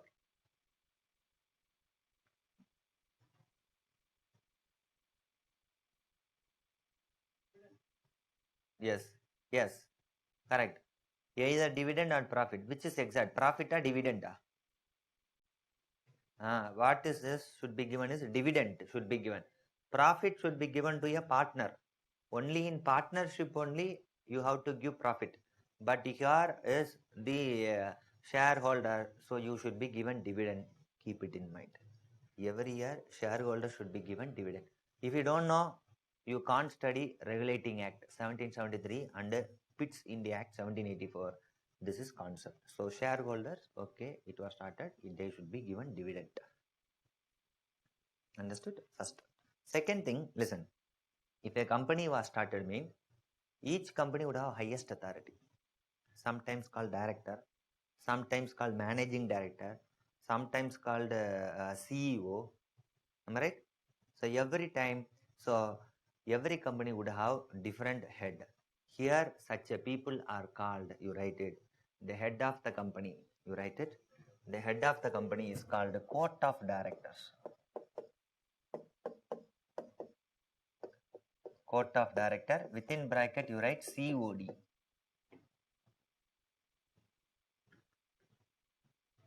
Are called COD. Court of directors. How many people? Sometimes only one director would be there. Sometimes two would be there. But here 24 persons. Note it down. Such a court of directors or how many people are is 24 people.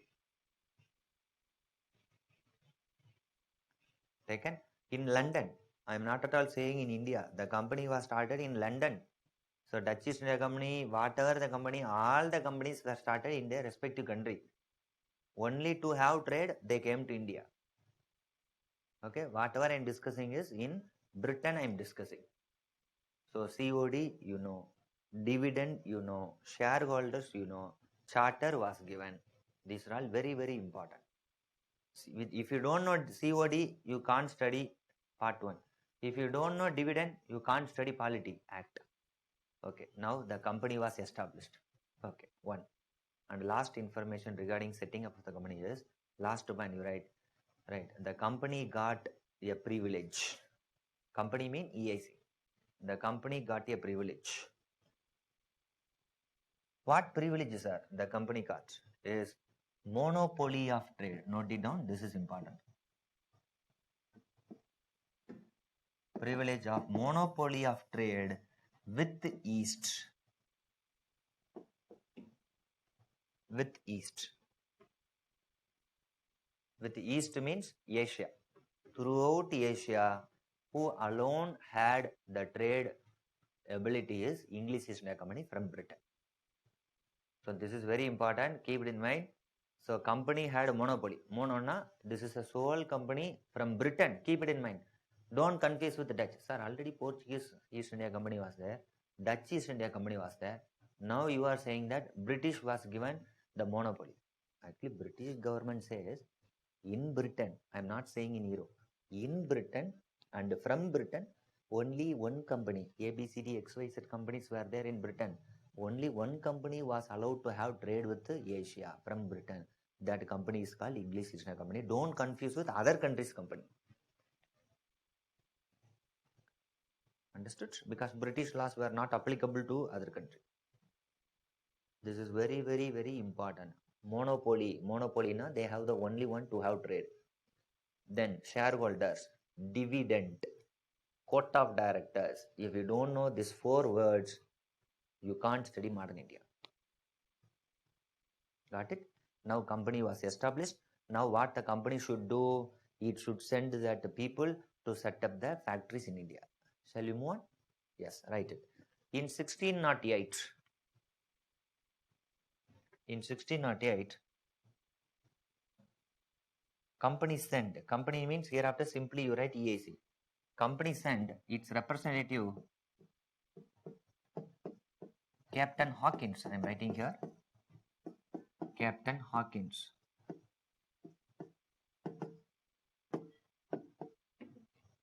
Hawkins to the court of Mughal ruler. To the court of Mughal ruler Jahangir.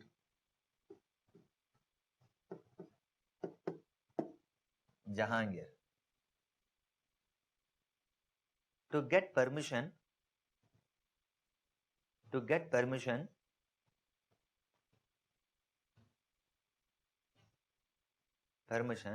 to set up factory at Surat. To get permission to set up factory at Surat. Yes, Captain Hawkins, the representative of English Indian Company, appeared before Jahangir. Why I am saying is Jahangir ruled this much of area. That Surat area was coming under his control. That's why they appeared before Jahangir. So and so, Shahin Shah, Jahangir, please give permission to set up a small factory or a godown. Okay, settlement. The British people wanted to settle in Surat. Please. What happened is Jahangir gave permission. Listen, Jahangir gave permission and British wanted to establish a factory, but due to Portuguese pressure, they couldn't set up factory. You write it. Jahangir gave permission, but due to Portuguese pressure, they couldn't. Even though Jahangir himself feared of the Portuguese threat. You just imagine of the presence of Portuguese in West Coast initially.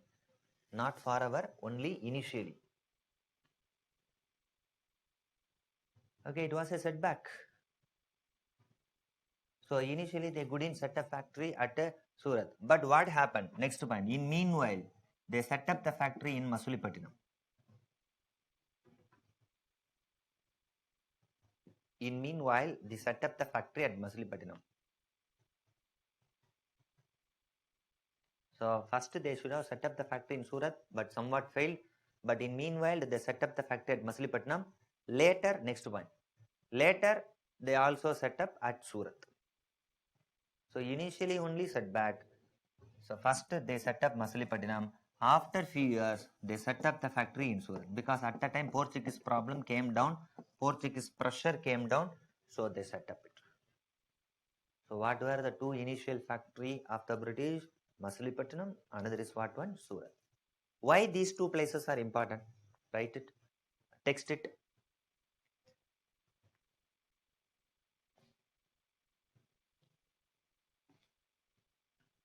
Why these two places? Even already Dutch also set up the factory. Now British also set up the factory in Masulipatinam along with this place. Why? Answer.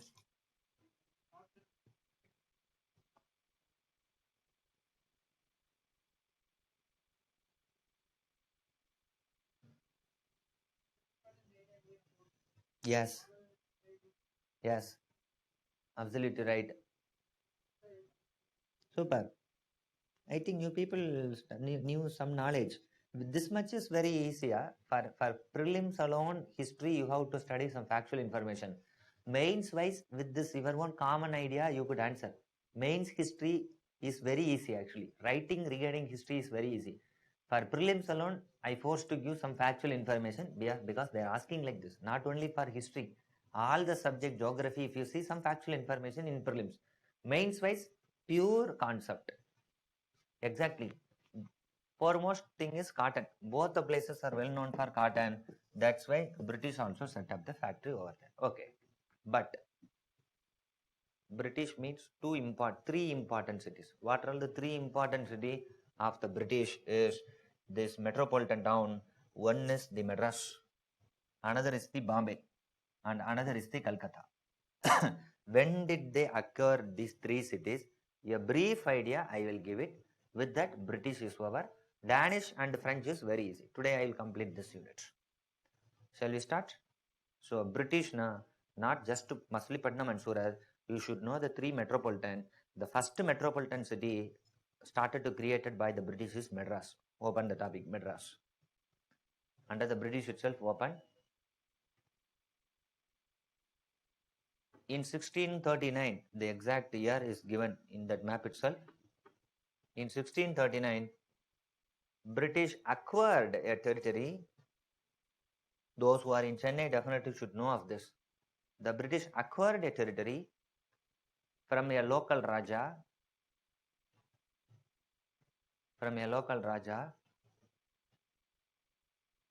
and later constructed a fort. This is already UPSC question. What is a fort name is located in Chennai is Fort Saint George. Fort Saint George. Actually, if you are from Tamil Nadu, we used to call the Kotai. CM went to the Kotai. That is a fort. Actually, because it's a fort. Now it's a for all the people, rest of Indian people. But where is the Saint George Fort is located is the exact legislative assembly building of Tamil Nadu.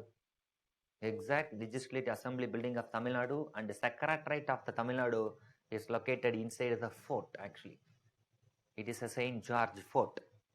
It's a 300 and 400, yes, 300-year-old building. With some modification, it has been done. Okay, Saint George Fort. Right. This is important. Actually, why this is important is this is the first fort built by British in India. This is the first fort. This is what exactly is the question. First fort built by British in India.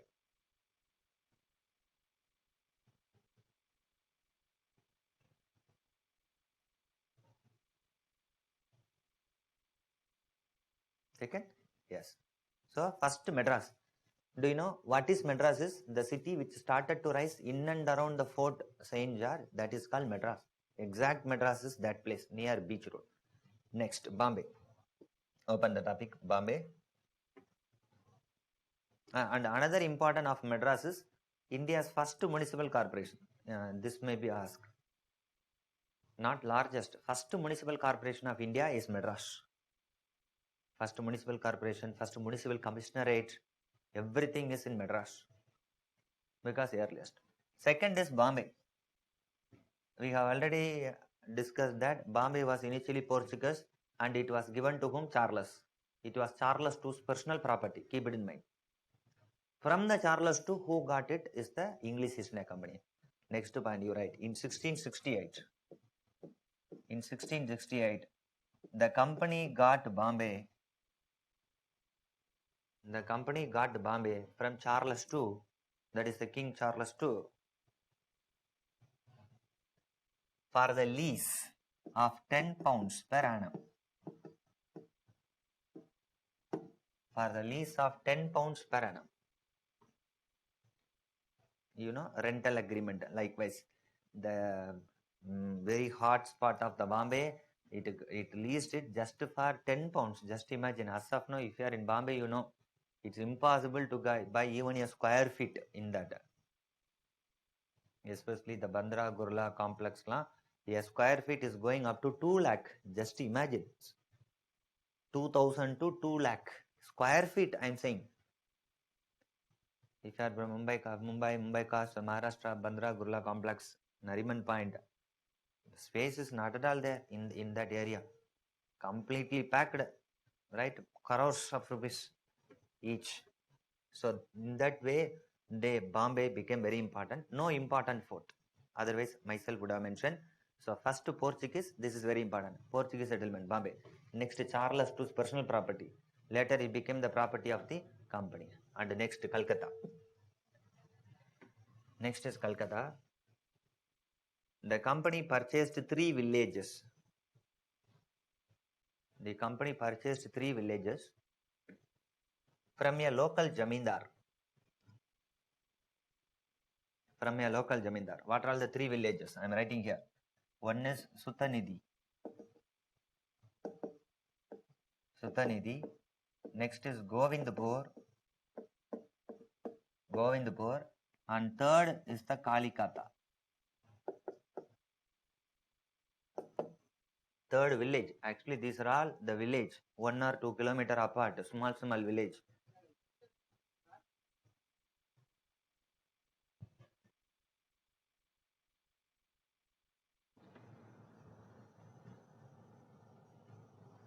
So 3 village. One is Govindpur. Another is Sutanidhi.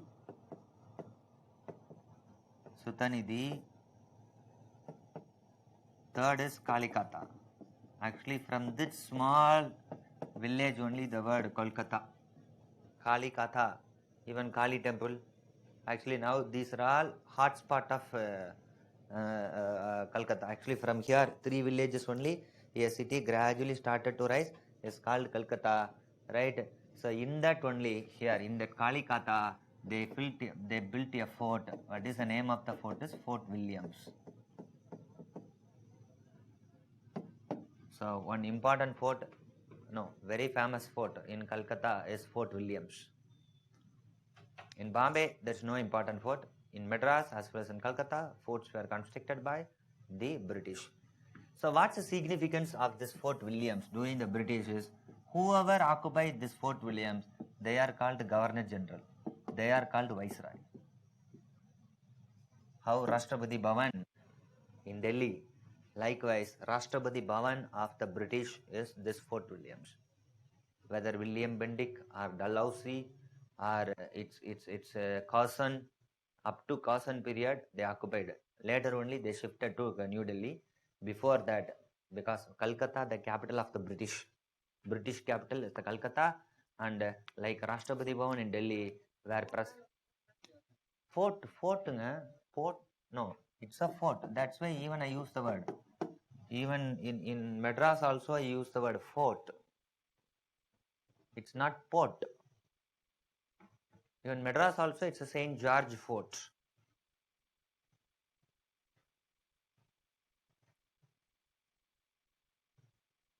Right?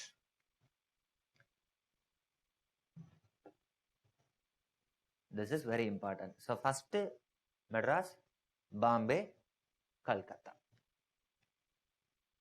That's all. Hereafter, I am not going to discuss the decline of British because British started to rise. Right? This is what related to English East India Company. The remaining part we will discuss later related to British because British I can't discuss the decline, rising of British. That's all. Next, fourth, Danish. Open the topic. Fourth is the Danish.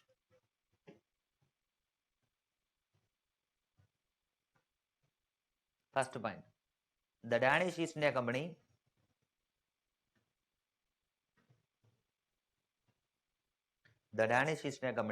was started in 1616.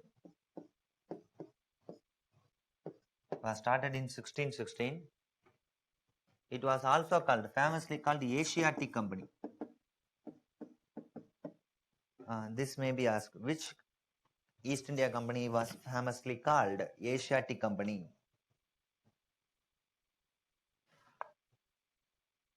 So Danish East India Company, or later also called Asiatic Company, was established in 1616.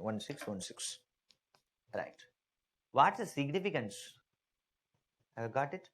What's the significance of this Danish company means not of trade, but when compared to the trade, Danish companies was concentrated, you write it, they concentrated on spread of Christianity.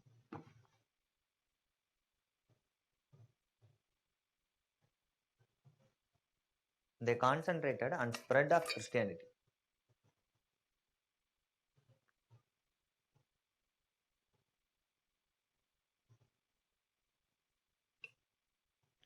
Spread of Christianity is important. Portuguese also spread Christianity. British also spread Christianity. But here most important is the Danish. Right? So they concentrated. That's why trade-wise not important. Note it down. They are not at all the heavy competitor to the other successor. They just came politely, silently, started to spread Christianity. Right. Now, that's why if you see in the map, you can't see so many Danish settlement except one or two. Here is the Danish flag here. Where all the Danish flag? If you see carefully, see only two places. All the two places are important. Here is Chandranagar. Note it down. In near Calcutta, Chandranagar. And another, if you see, Tranquebar here.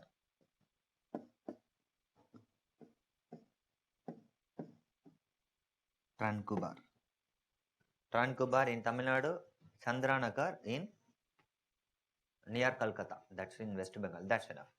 These two places. Apart from that, they didn't because Christianity they started. Okay. Only one. If I ask a person, you convert into Christianity, mean no one would convert as such. What is the necessity of converting? Yes, if you convert, you will give free education, right? Social upliftment, economic upliftment. Definitely, if you studied, definitely you will get economic, because job. Through the job, you will get economic upliftment. Understood? So that's called, in the name of spreading Christianity, they promoted education, right? In the name of spreading Christianity, they promoted education. That to what education is? Western education. Note it down.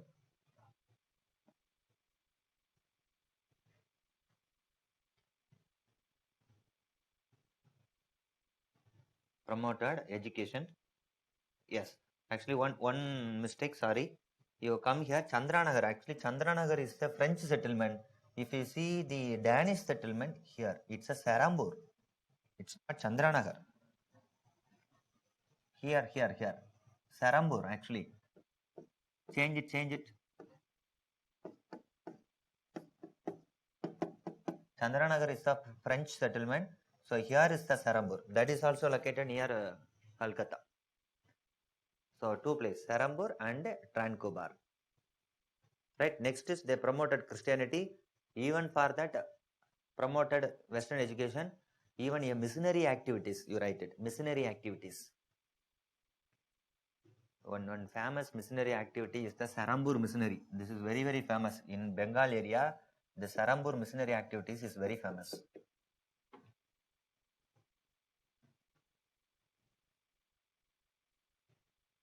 This may be asked. Who are the following is responsible for Sarambur missionary activities? The Danish. Promoting modern education as well as promoting Christianity. Understood? Yes. So apart from that, no Governor General, no need to study anything. Danish presence in India was much less. And what is the reason for decline? Already declined.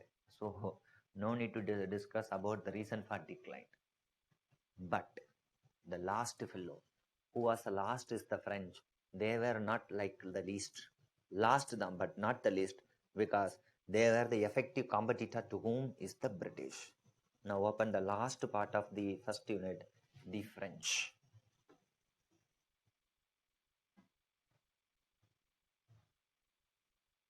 The French. Very, very important. This will be helpful to study Carnatic. So keep it in mind. If you attend today till last class of Modern India, you should come along with me. Once you attend, nothing. History, because there's nothing new to learn. Once you studied, apart from that, no need to scope add anything. Within that only you have to add. No need to add new information. Understood? First time alone you have to study. There is no added flavor. Nothing is there as such. It's an organic. It's not mechanic. So last is the French. First one. The French East India Company was started in 1664 in Paris, because all the companies were established in the headquarters, in the capital of the European countries. It was established in Paris.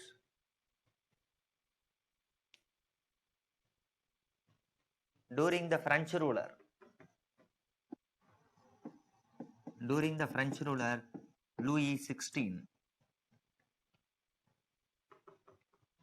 Louis XVI, with the effort of his finance minister, Louis XVI, in his court, the finance minister, who was the finance minister in the Louis XVI is Colbert.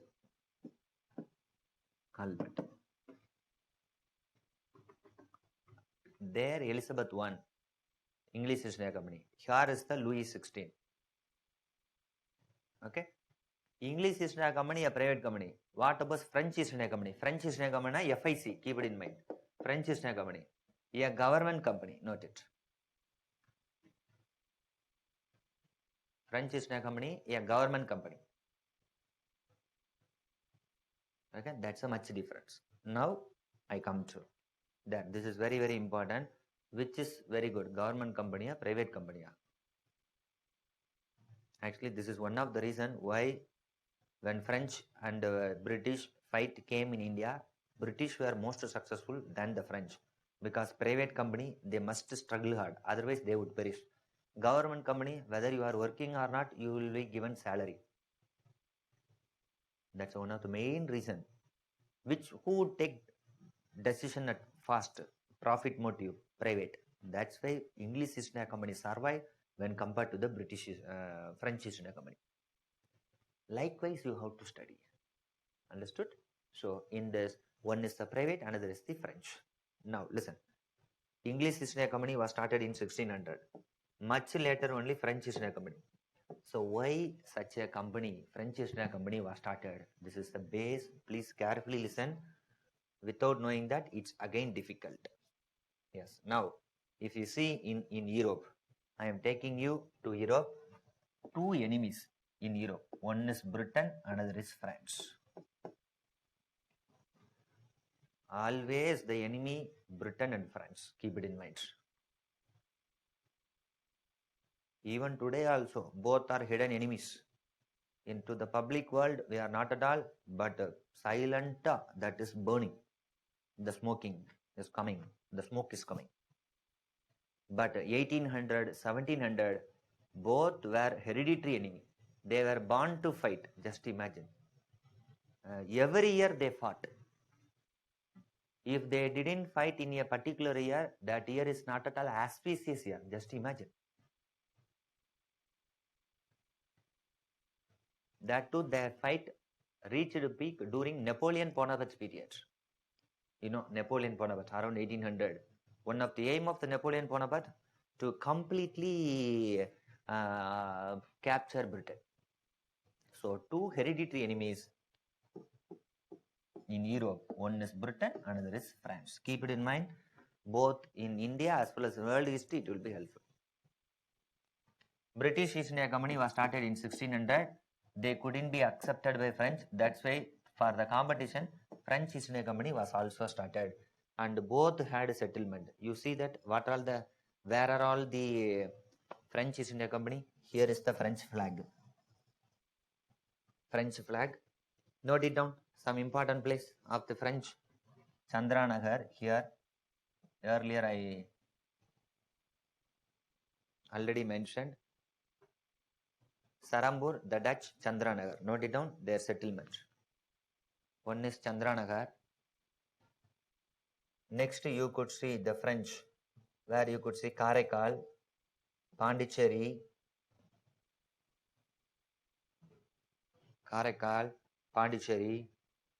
These are all the few important places.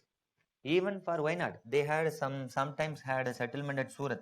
Though the flag is not there, they had a settlement at Surat also. Chandranagar is important.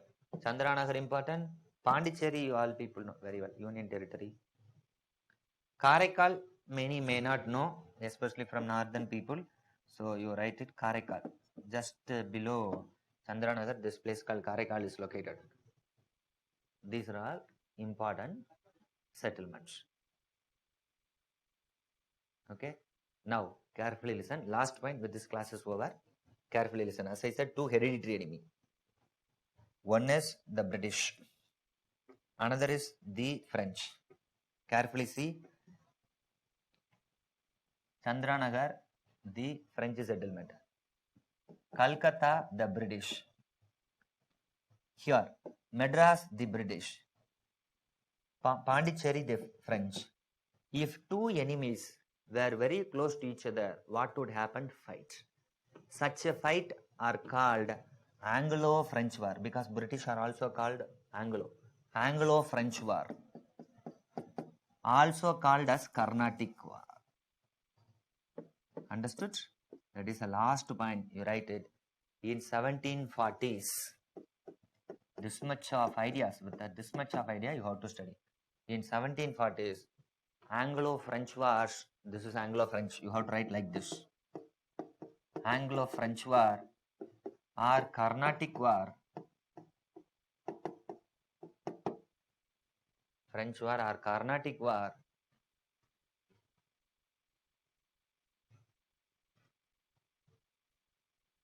started. Why Carnatic War? We will discuss later. Okay. Carnatic War was started with the arrival of French Governor General With the arrival of French Governor General,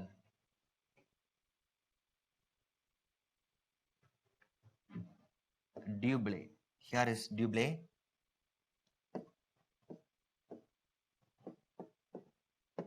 It's not Dublex, last is X, okay? With the arrival of Dublé. X alone I mentioned below. In 1740s. Who got victory? Who was Dublé? We will discuss in the subsequent unit. British expansion, Carnatic War, 5th unit is there. In that we will discuss. It's like a TV serial to be continued. Okay, sir, we are curious to understand who got victory. We will discuss later. So with this, we successfully completed first unit.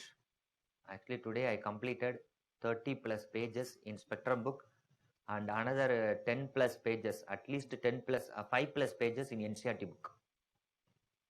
Keep it in mind. In Spectrum book, coming of European is mentioned in a very good manner. If you have the Spectrum book, right time to study. Right, in NCERT, limited sources are the second unit or third unit. It's mentioned about the coming of Europeans. So please go through it. Then only, whenever I am completing a unit, you also complete it.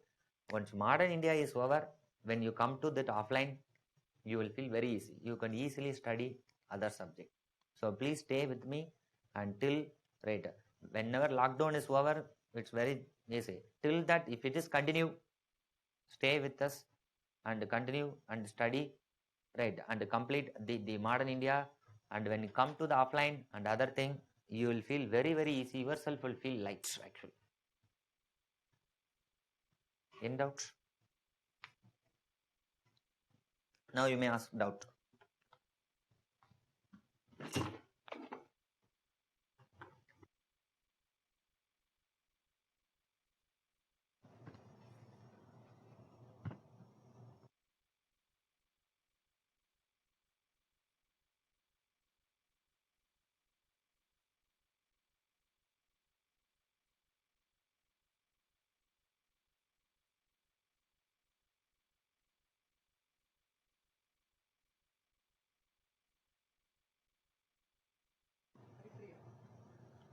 Haripriya, please, you may talk.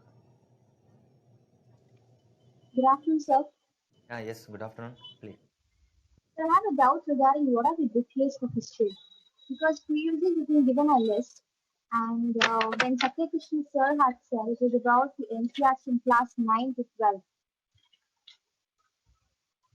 No, regarding me, history-wise, you straight away study either Spectrum and NCERT, 12th NCERT for modern India. That's enough. More than enough. So it's only Spectrum and class 12. And 12th NCERT. Okay. So is there any divisions in class 12 NCR, sir, like part 1, part 2, part 3? That's one. Yes, yes. In one part, it's about actually part 1, part 2, part 3 is new version, new NCERT. Okay. But we send it, shared it in Telegram is the old version. It's a old version. First, either thing, if it is possible, you can study both the NCERT if you have time. Beyond that, What don't. is your advice? My choice, since many are asking you how to study 9th, 10th, so on, so you do one thing. First, make class notes. Second thing is Spectrum book, because Spectrum, it's a very good manner is there. And third thing is old NCERT you prefer, because new NCERT very easy to study, very easy to understand of the new NCERT. This much of source is enough. I prefer old. Then what about the ancient India, the R.S. Sharma, the Bipin Chandra, foreign history? What about those books, sir? That all, when ancient medieval are taken, at the time you go and study. Now I just confine to modern. Okay. So it's only your notes, Spectrum, and old NCR class 12. Old NCERT, modern India. Since modern India classes are going, that alone. R.S. Sharma, Okay. that you have to keep it when the classes are started. At the time you study along with the class. Okay, sir. So when we come into offline classes, so how will we proceed? So like we have an NCR reading in the class. Come again? But when we're coming to offline classes, So how will we start from the beginning? Should we like we'll have a NCERT reading? No, not inset. In the offline class also the same thing. There's no different thing between Okay, on just like this offline. it goes. Yes, the same thing. In modern India, offline, whatever I am taking it, the same way. There's no difference with this. Right, the same way for both online as well as offline. Actually, we want to take offline because it's extended. That's why, because heavy subjects are there. If it is go on to postpone, it's not good for you. That's why we open. There's no difference between offline and online. Okay, sir. Okay, fine, sir. Thank you, sir.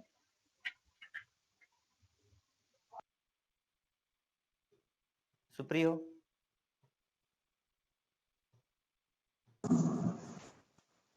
Good afternoon, sir. Can you hear me? yes, Supriyo, yes. Sir, actually, means I have taken history optional. I have regarding question regarding some optional queries. So my question is that means can second one of the classic to partition the studies for optional, sir? Yes. First, you do one thing, Supriyo. First, you follow our class notes. Okay. If it is possible to study Plasi to partition, kindly you go through that also. Because I had to come to the Plasi 1750s. Because we are discussing before 1750s. Once I started the Plasis and later part, then you simultaneously study Plasi to partition for Bhatyaya, that book also, Mukhabhatyaya also, you study it. Till that, you can wait. Okay, sir. So actually means regarding history, I have studied a little bit former state civil services. So regarding for 1.5 years, I am studying history. So I have completed the old one, old NCERT, and because under India after sorry India since India struggle for independence Yes. that book. So the new NCERT can I study? Means that's what I'm asking you. Means whether I can Good. study it. If you already studied India struggle for independence, right? Yes. You do one thing. India struggle independence start with 1857. Actually, it start after 1857 revolt. Actually, so before Yes, sir. 1857 revolt is not covered by India struggle for independence. For that portion, you better to confine with the spectrum and the Placi to partition. That is good, Okay. right? Okay, sir. And That much of sources are enough, more than enough for history optional. okay, sir. And when are you studying the optional, sir? If means that when are the classes for the optionals will begin regarding history? Come again, please. I am asking when are the classes for the optionals will begin for history? Voice is not at all. Your voice is Can you hear actually. me, sir? Yes, I'm hearing it, but your voice is so much of bass actually. Can you hear me now? Hello. Yes, Supriya, please. Yeah, I am telling, sir, when are the optional classes will begin means for history? So who is taking? Who is going to take? No, no. When will it begin, sir? When the optional will begin? Actual we for July 13 or 14 as per our schedule. July month it will Okay. be as per that. If it's at everything is okay, if everything is removed, lockdown is over by July 1 or June 30 means we will start it as per the schedule. There's no doubt at all.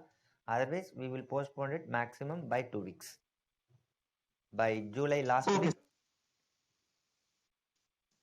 Okay, sir. I guess you will be taking it, right, sir? Yes, I will handle. I will handle optional history.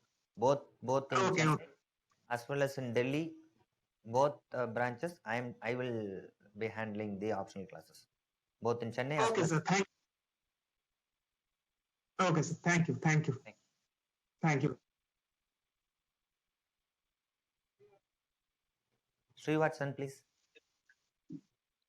Sir, good afternoon, sir. Good afternoon, Srivatsan. Sir, my doubt is you said that dowry this person, sir, with this guy. Your voice is good, but it's breaking. Sir, can you hear me now, sir? Yes. Sir, you told about dowry concept that the Portuguese gave the Bombay town as a dowry gift to British. So this dowry concept is derived from our culture or from them, sir? what kind of interpretation could that be? It's a independent. Every elsewhere in the world, the dowry concept is there. Not just in say Indian.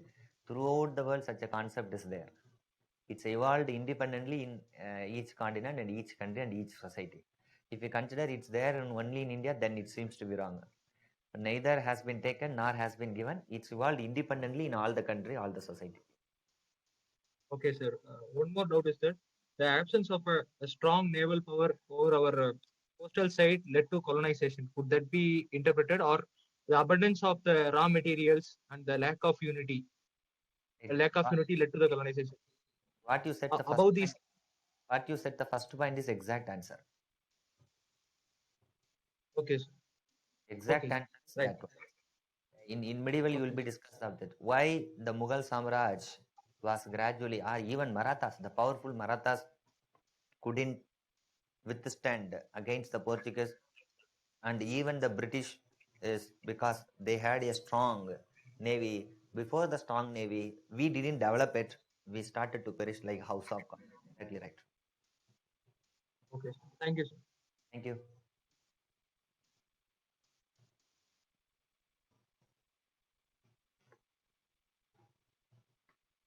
Lena, please. Tina. Hello. Yes, Tina, please. Good afternoon, sir. Sir, Good afternoon. can you please send us the slide that you displayed today on the board, sir, because it was not that much clear. Slides. Do you want slides? Yes. Yes, sir. Yes, sir. That was projected today on today's class. Those Yes. maps are not. 1 minute. Can you 1 send it in a Telegram channel, sir? No, actually, we are not sharing it. We are not at all sharing this one, right? It's better to do some other way. As per our policy, we will not share it like this. So we'll share it our Okay, sir.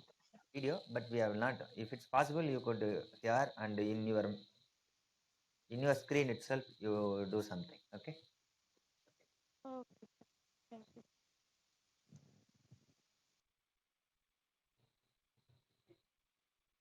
Vignesh. Vignesh. Good afternoon. Good afternoon. Sir, Yes, Vignesh, please, பேசுங்க.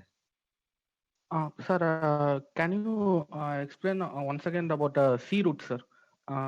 You told they are in search for a new sea route for the India. Can you explain once again what are the old sea routes for India before Vasco da Gama? Definitely.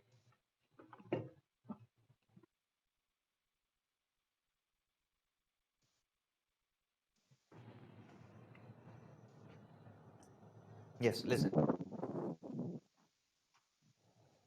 This is the new sea route through which Vasco da Gama came. But I said even before Vasco da Gama, sea route was there. That is what Vignesh asked. What is a sea route? Carefully listen. Here Mediterranean Sea. After that, here Red Sea is there. Through Red Sea they came. Here is the Suez Canal. Suez Canal was constructed very later. But here 30 kilometer that space is there. What they did it, they had walk all along the 30 kilometer. I will again draw it.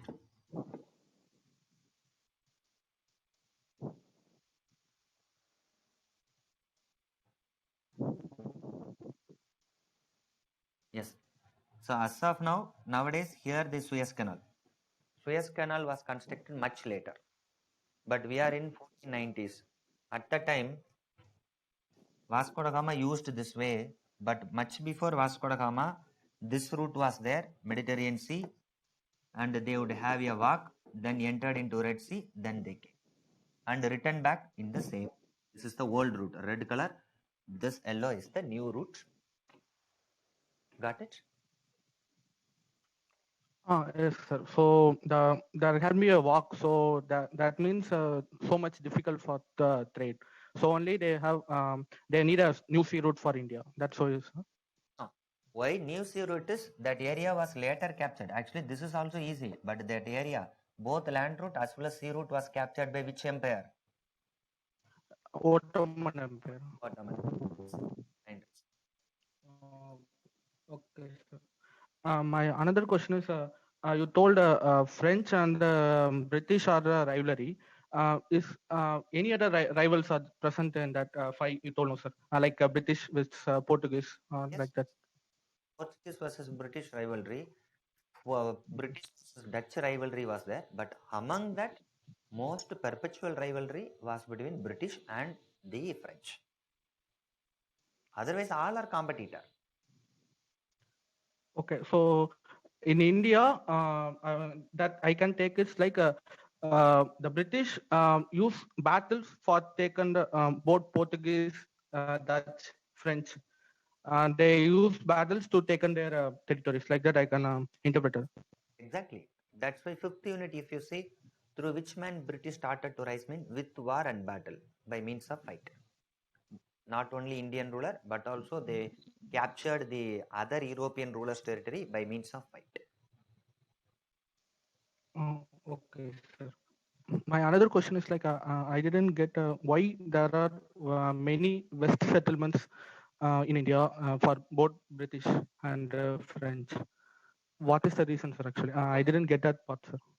Portuguese concentrated on spice trade, so spice were available west coast, so Portuguese settled in west. But Dutch British needed cotton, plenty available in east. That's why that people settle in east. That's all.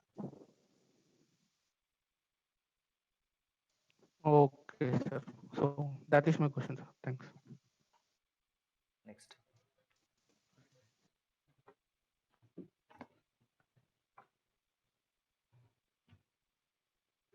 Deepak. Sir, good afternoon, sir. Yes, Deepak. Sir, actually, why did the British concentrate in building forts in Chennai and Calcutta, sir? What was the significance behind building forts? Yourself can say any inference. Simple. Why in this area? Because they wanted to have a stronghold in ruling those places. Was One. that the significance behind that? 1 second. Um, What's the similarities of Chennai, Mumbai, Kolkata? all three are metropolitan cities situated along the coast. These only later made it as a metropolitan city. Second part is right. All are located near what? Near the coast. Coast. That's because British initially came to India for conquest or for trade. Initially, they came for trade, sir. That's why they perpetually settled in these places. They consider Chennai seems to be good place, strategic. Bombay seems to be good. Calcutta seems to be good. And they started to build fort considered as a strategic point. They never constructed any fort in Bhopal. They never constructed any fort in Punjab. They never constructed in Delhi because that are all the hinterland, useless for their trade. That's the reason.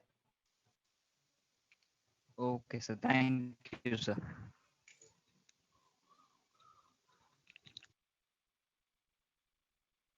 Balaji. So can you hear me, sir? Yes, Balaji, please. Sir, should I make a separate note for timeline, sir? But timeline, you do one thing, not separate note. You do one thing. If you put modern India class notes, in that itself, last 5 page or 6 page, you dedicate to timeline rather than putting a separate notebook. Okay, sir. So that's what's the question. Thank you, sir.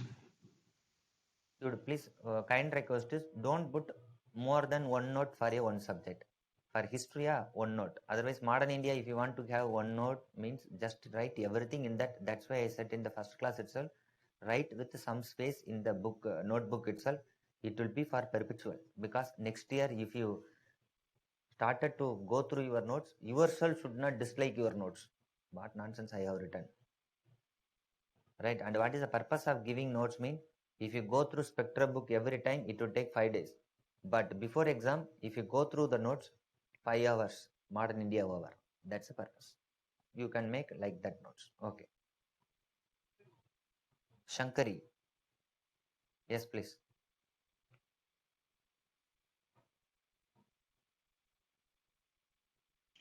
Hello. Yes, Hello. yes.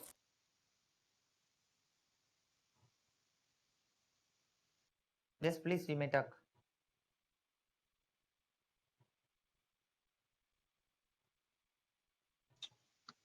Hello. Yes, you may talk, please. Sir, definitely, sir. In history subject, what are the syllabus? Sorry, sir. What are the books that you read? That's why I said modern India, 12th NCERT and Spectrum book, I said. You said 12th NCRT. In your Telegram channel, the teammates are sent a theme of Indian history 1 and 1 part 2. That is a 12th NCRT books or not? Yes, that's a 12th NCERT. Team 1, Team 2, Team 3 are 12th NCERT. If you open the That is 12th NCRT, yes, sir. Team 1, Team 2, one is related to 11, another is, have you gone through that book? Because I didn't buy any books in the NCRTs and these lockdown period. No. That's why I did not buy anything. Okay. Actually, if you see that all are 11th and 12th. Team 1, Team 2, Team 3, 2 is, first Team 1, Team 2 is related to 11th. Team 3 is related to modern India. All are okay, sir. 12th. Okay, sir. And then modern spectrum. These two books are referred to history. Yes, that's more than enough. For modern India, spectrum book and 12th NCERT. More than enough. Okay, sir. Well, Okay, sir. Otherwise, R.S. Sharma, Sadish Chanda, that's enough. Okay, sir. Thank you so much, sir.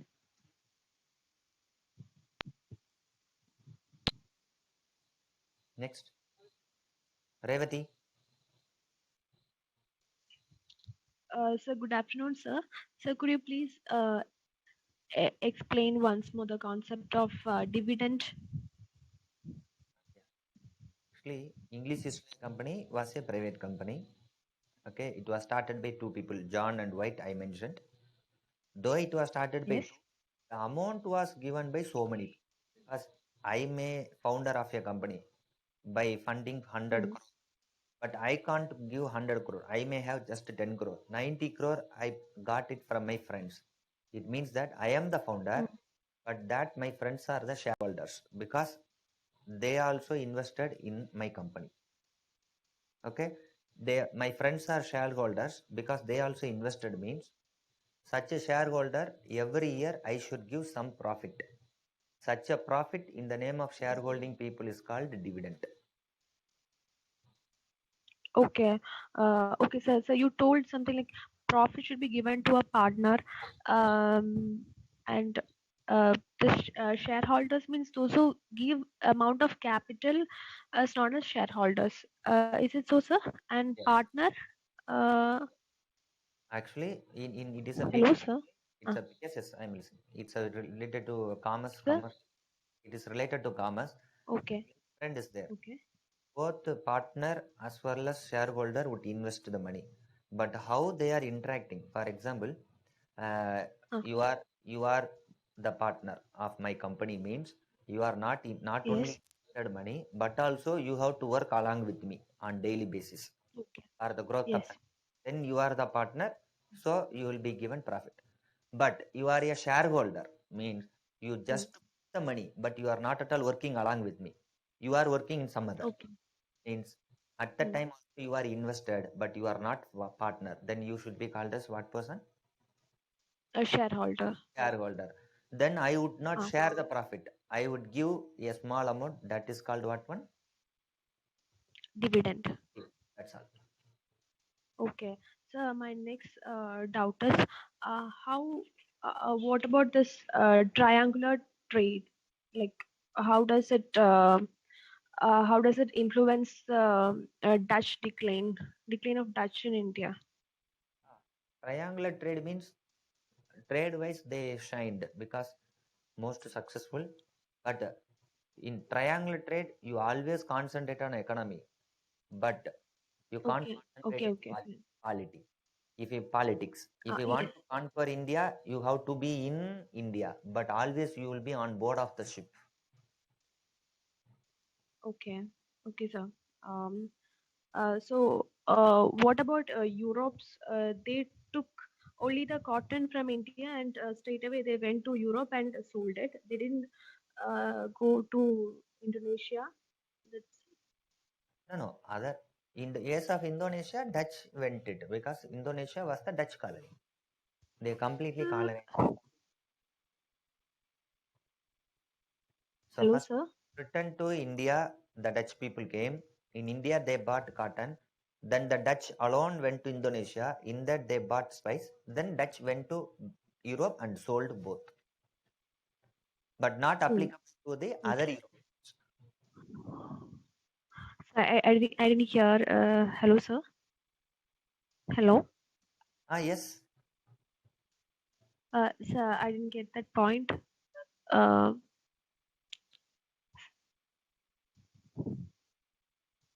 Which point exactly? Sir,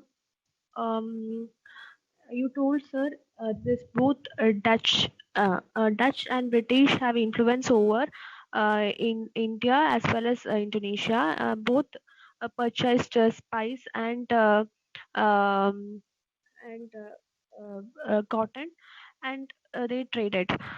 So, Who said hello, this? sir. Can you hear Both me? never purchased cotton, and Dutch alone came to India and purchased cotton, and Dutch alone went to Indonesia, purchased spice, and returned back with the both. British didn't purchase anything in Dutch, in Indonesia. Okay. Okay, fine, sir. Triangular trade So is they highly didn't. applicable only to whom? Mm, Only to mhm, is the Dutch. Okay, sir. Today's portion, which book we have to refer? Modern India, third unit, and Spectrum. Is it so? Spectrum, actually keep it in mind, in Spectrum and Modern India, they have given randomly. What you have to do it, Okay. first my class notes, and both in Spectrum as in Modern India, you have to search it. Either second unit, Mhm.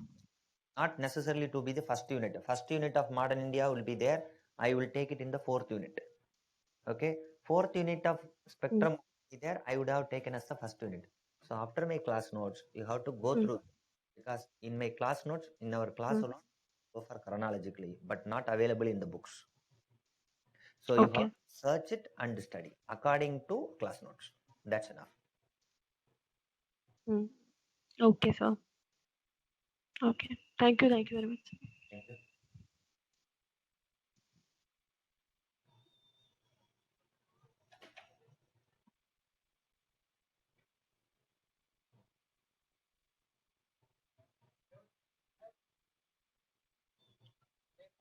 Sneha.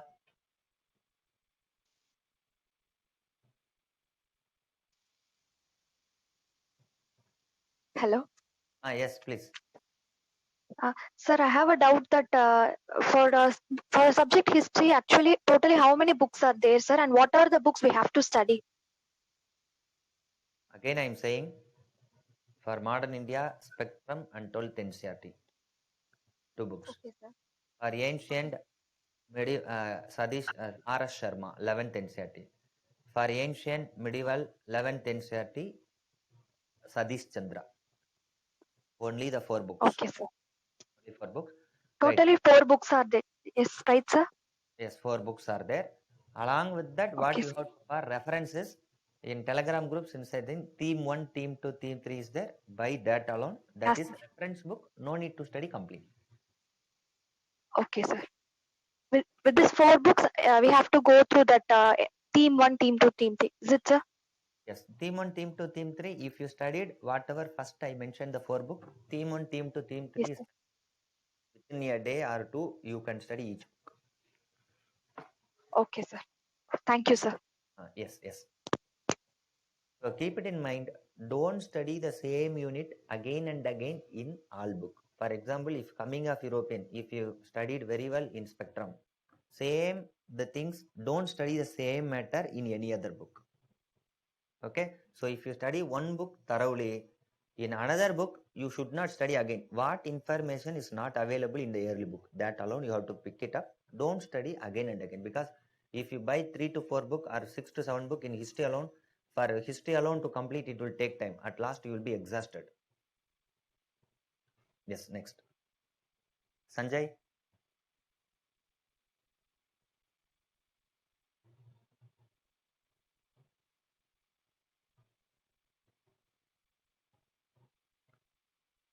Sanjay may talk.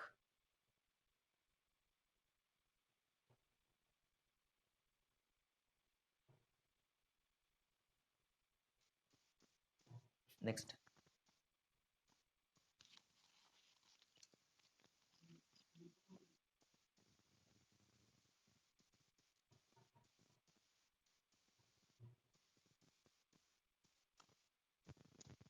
Samesh. Shamin. Hi, sir. Good afternoon. Afternoon, Shamin. Hi, sir. During the coming of the Europeans, what was the significance of the year 1493? 1492, not 1493. Okay, sir. Okay. Like I kind of heard 1493. I thought I missed that point. That's why. Sir, then regarding the slides, is it possible to share just the maps which you have shown in the slides? Because it was really helpful seeing those maps. If you could share it in the Telegram, it would be really helpful. I will try, because we are not, as per that, we are not sharing, because maps alone are there. Apart from that, nothing is there in that slideshow, right? Okay. Nothing that even you could see. If you see complete map, apart from that, nothing would be there, because remaining thing you will map it, and some figures are there. Apart from that, nothing would be there. That's why, right? Okay, sir. Actually, that was really helpful to understand. That's why. Okay. These are all our treasure. That's all. Okay. Got it. Okay, sir. Thank you. That's it. Harish, yes. Sir, good afternoon, sir. Good afternoon, Harish, please. Hello, sir. Yes, Harish, please. Sir, is it necessary to study themes of world history for prelims, sir? No, actually, world history portion is exclusively for the mains purpose. World history is very restricted one. So please, you do one thing. As of now, don't buy any book for world history. If you already bought it, you keep it as such. In fact, no need to study, because history optional. If you take, you may. I will say you can study. It will be helpful. But for GS1, very limited portion. So you no need to study as of now, because we will say 1 or 2 book. Our institute material is more than enough for a GS student. As of now, if you yet to buy book, don't buy it. Bought it if you keep it as such. Okay, sir. One more question, sir.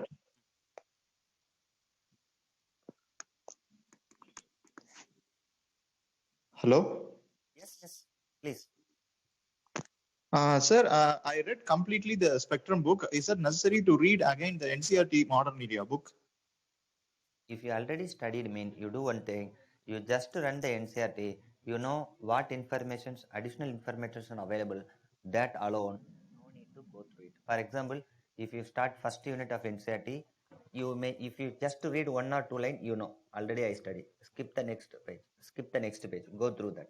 If you consider unit, maximum what seems to be new is land revenue system is not there in Spectrum. It is good in NCERT. Likewise, maximum 2 or 3 units alone you have to study new. That you make a comparison, then you will get it. 2 days you will complete NCERT if you studied Spectrum. Okay, sir. Thank you, sir. Thank you.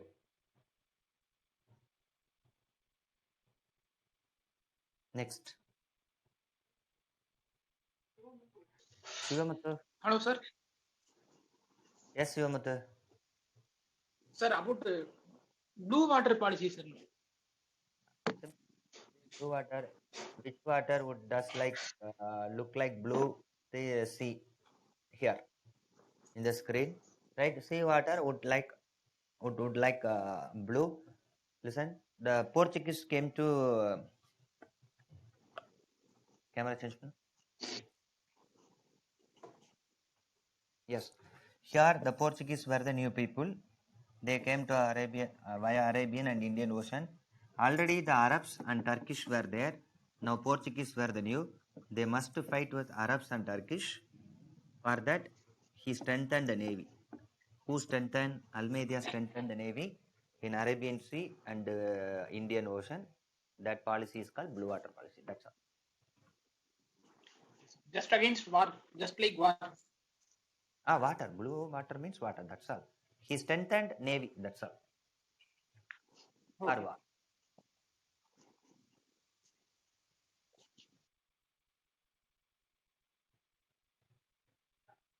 Huh? Varsha. Yes, Varsha. Sir, can you hear me? Yes. Sir, now we are studying already new edition of NCRT, sir. Okay. Hello, sir. Yes, yes, you may ask, you may. I will listen. Sir, reading new NCRT is sufficient, or else should we read both edition of NCRT, sir? Better to study both edition. If you studied already read new NCRT, you just go through the old NCRT of new information alone. Again, no need to study old NCRT. Otherwise, if you studied old NCRT, if you just go through run new NCRT for additional point, no need to study thoroughly cover to cover of both NCRT. Okay, sir. Sir, next, yesterday you said that sources are taken from inscriptions and coins, no, sir? Yes.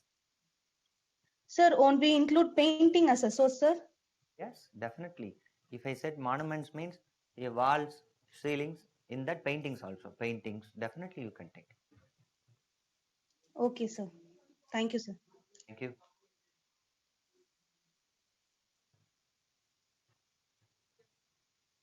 Shivam. Sir, Yes. sir, am I audible? Sir, my doubt is regarding map work, sir. My optional is also history. So today we discussed about European settlements. So will that be asked?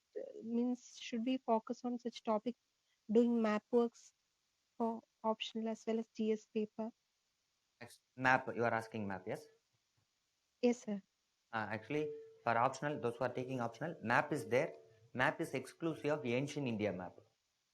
Modern, medieval Okay, modern map would never be asked. So here, few places alone, you note it down, what I mentioned it. Apart from that, exact marking place is not at all. Because for optional history, map is exclusively for ancient. Okay, sir. Okay, sir. Thank you, sir.